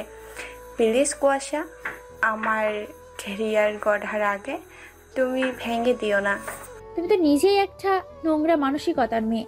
তোমার লেখা বই পড়ে মানুষের কি শিখবে? তোমার ওই ন্যাকা কান্নায় আমাকে তুমি ভোলাতে পারবে না। যাও, তোমার যোগ্য স্থানে চলে যাও। সময় বহমান, সময় তার আপন গতিতেই বইতে থাকে। দেখতে দেখতে 2022 সাল বিদায় নিয়ে 2023 সাল চলে আসলো। আজকে বাসার সবাই অনেক এক্সাইটেড। তারা আজ তাদের প্রিয় লেখিকা সাইফাতুল মুনতাহার দেখা পাবে। সবার মধ্যে টান টান উত্তেজনা, কখন তার বইমেলায় পৌঁছাবে। সিনিয়র বেবি, হলো তোমার, একটু তাড়াতাড়ি করো। খুব তাড়া দেখছি তোমার, মনে হচ্ছে বই মেলায় বই আনতে না বউ আনতে যাচ্ছ। মিথ্যা বলবো না, একসময় সাইফাতুল মুনতাহা আমার ভালো লাগা ছিল, আর এখন? এখন আমার সবটা জুড়ে আমার সিনিয়র বেবি বিরাজ করে। আচ্ছা শায়ান, যদি দেখো সাইফাতুল মুনতাহা তোমার খুব কাছের কেউ, তখন তোমার ফিলিংস কেমন হবে? জানি না, তুমি চলো তো senior baby, mom dad Samira আমাদের জন্য অপেক্ষা করছে। যাওয়া যাক। বইমেলায় এসে সবাই অধিক আগ্রহে বসে আছে তাদের প্রিয় লেখিকার সাইফাতুল মুন্নাহারকে দেখার জন্য। এরই মধ্যে কুয়াশা নিখোঁজ। সবাই মিলে অনেক খোঁজাখুঁজির পরেও কুয়াশার দেখা মিলছে না। সায়নের হঠাৎ করে সাইফাতুল মুনতাহারের স্টলের দিকে চোখ পড়তেই দেখতে পেল কালো জামদানির শাড়ি পরা একটা মেয়ে সবাই ঘিরে ধরে রয়েছে। মেয়েটাও হাসি মুখে সবাইকে অটোগ্রাফ দিচ্ছে। হঠাৎ করে মেয়েটা পেছনে ফিরতেই সায়ান সহ পরিবারের সবাই চমকে উঠল। ইদানিং কুয়াশার শরীরটা ভালো যাচ্ছে না, কেমন যেন শুকিয়ে গিয়েছে। খাবারে অরুচি, মাথা ব্যথা, বমি বমি ভাব, সব মিলিয়ে সায়নের চিন্তার কোনো শেষ নেই তার সিনিয়র বেবিকে নিয়ে। প্রতিদিন কুয়াশাকে বলছে ডক্টরের কাছে যাওয়ার জন্য, কিন্তু কুয়াশা হয়তো কোনো পরিবর্তন লক্ষ্য করতে পেরে লজ্জায় ডক্টরের কাছে যেতে চাইছে না। কুয়াশার এক কথা, সে ডাক্তারের কাছে যাবে না। এই নিয়ে তাদের মধ্যে একজোট ঝগড়াও হয়ে গিয়েছে। অবশেষে কুয়াশাকে হসপিটালে না নিতে পেরে সায়ন বাসায় ডক্টর নিয়ে এসেছে। ডক্টর এসে কুয়াশা চেক আপ করার পর সায়নকে বলল, কংগ্রেস মিস্টার সায়ন, আপনি বাবা হতে চলেছেন। সায়নের যেন এটা বিশ্বাস হলো না। সে অতি খুশিতে সবার সামনে কুয়াশাকে জড়িয়ে ধরে চুমু দিতে লাগলো। এদিকে ডক্টর সহ সবাই লজ্জা পেয়ে রুম থেকে বেরিয়ে যেতেই কুয়াশা ঝাঁঝালো কণ্ঠে বলে উঠল, পাগল হয়ে গিয়েছো তুমি। সেদিন বইমেলায় ও সবার সামনে এইভাবে আমাকে জড়িয়ে ধরেছিলে, লজ্জায় আমার মাথা কাটা যাচ্ছিল। আশ্চর্য, তুমি আমার বিয়ে করা বউ, জড়িয়ে ধরেছি, চুমু দিয়েছি, এতে লজ্জা পাওয়ার কি আছে?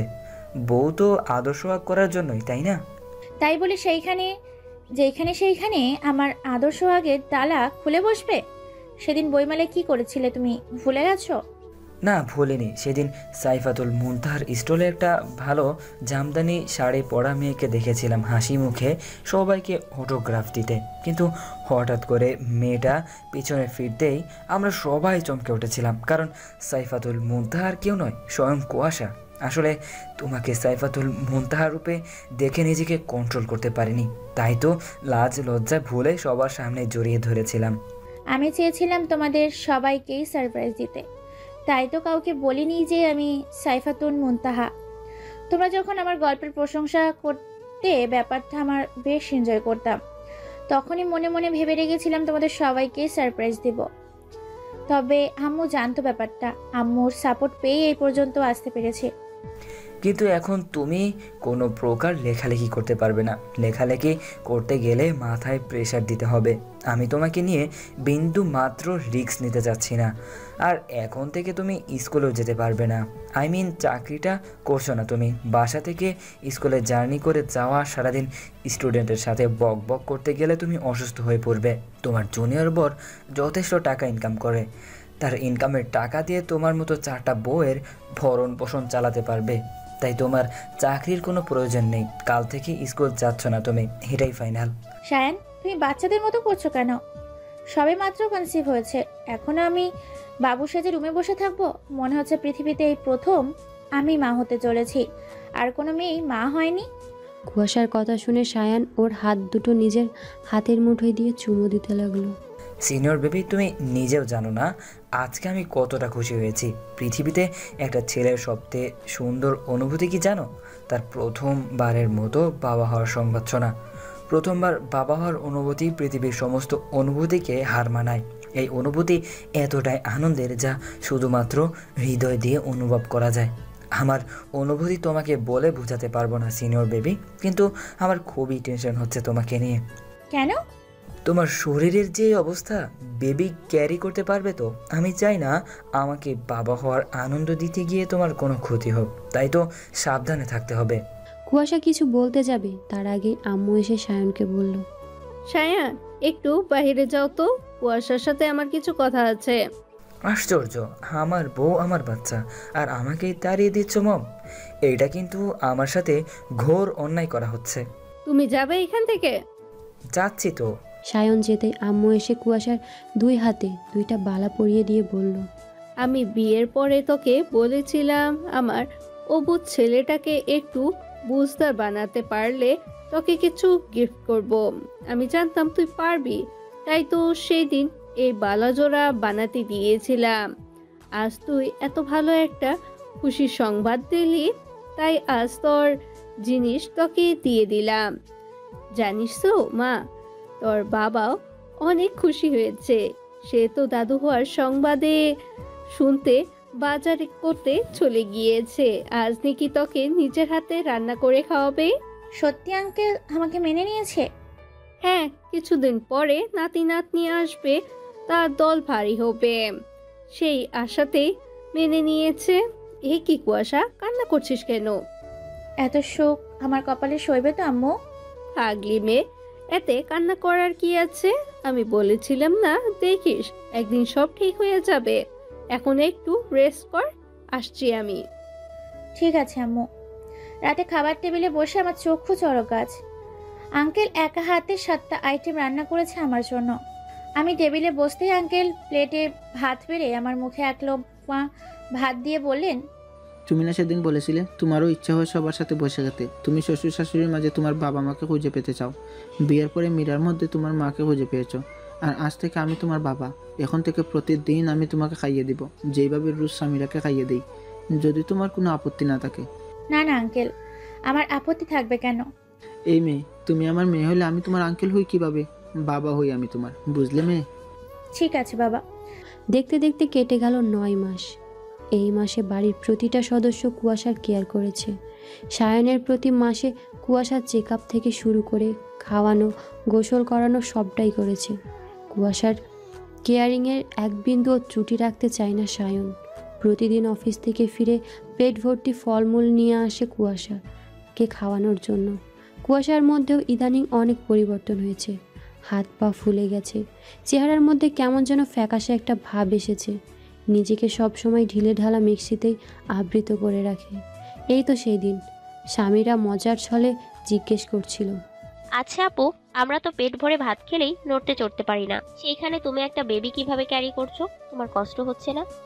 জানো সামিরা, আমার আম্মু একটা কথা বলতো, গাছের কাঁঠাল নাকি কখনো গাছের ভার হয় না। আর সেই কথাটার অর্থ বুঝতে পারলাম। অর্থাৎ মায়েদের কাছে সন্তানদের ওজনকে ওজনই মনে হয় না, নিমেষেই ক্যারি করা যায়। আমি বুঝতে পারছি না মা ডাক শোনা এতটা সহজ নয়।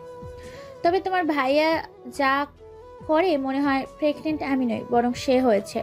পৃথিবীতে সবচেয়ে ভাগ্যবতী মেয়েকে জানো, যার একজন কেয়ারিং হাজব্যান্ড আছে। আর আমি সেই ভাগ্যবতীদের একজন, সে কিনা সায়নের মতন এমন একজন স্বামী পেয়েছি। তোমাদের ভালোবাসা সারা জীবন অটুট থাকুক আপু।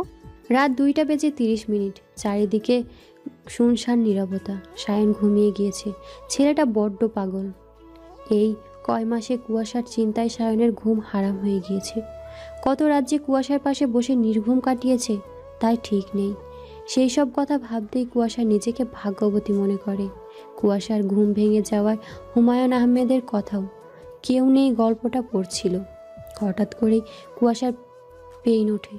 এইদিকে সায়নের ঘুমন্ত চেহারা দেখে সায়নকে না ডেকে কুয়াশা দাঁত কামড়ে ব্যথা সহ্য করে নেয়। এক পর্যায়ে ব্যথা সহ্য করতে না পেরে অজ্ঞান হয়ে যায়। ভোররাতে সায়নের ঘুম ভাঙতেই দেখে কুয়াশা মেঝেতে অজ্ঞান অবস্থায় পড়ে রয়েছে।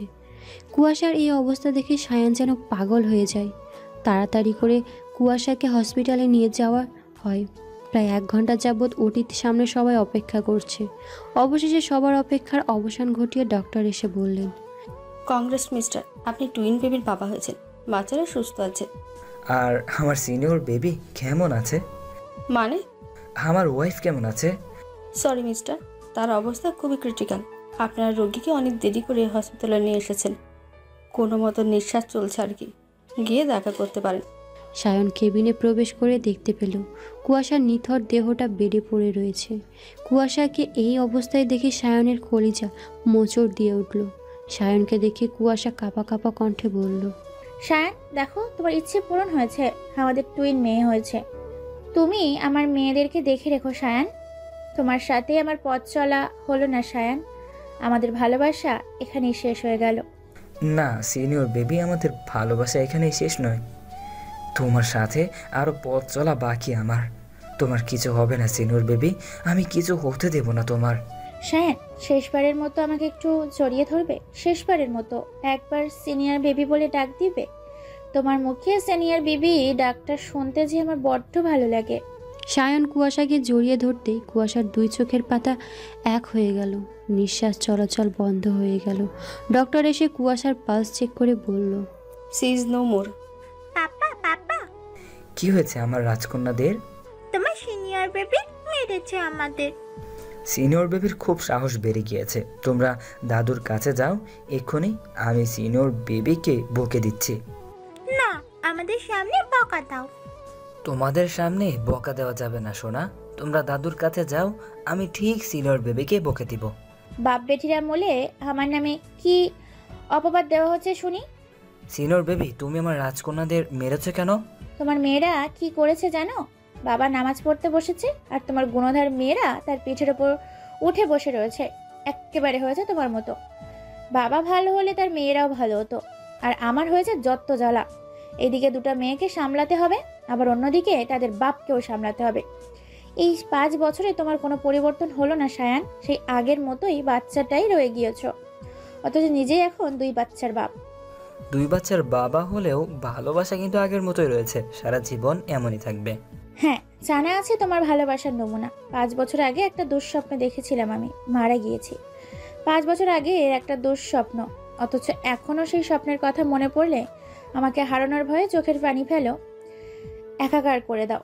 আর তুমি কিনা ভেবেছিলে আমাদের ভালোবাসা শেষ হয়ে যাবে? চীনা মিস্টার, আমাদের ভালোবাসা এখানেই শেষ নয়।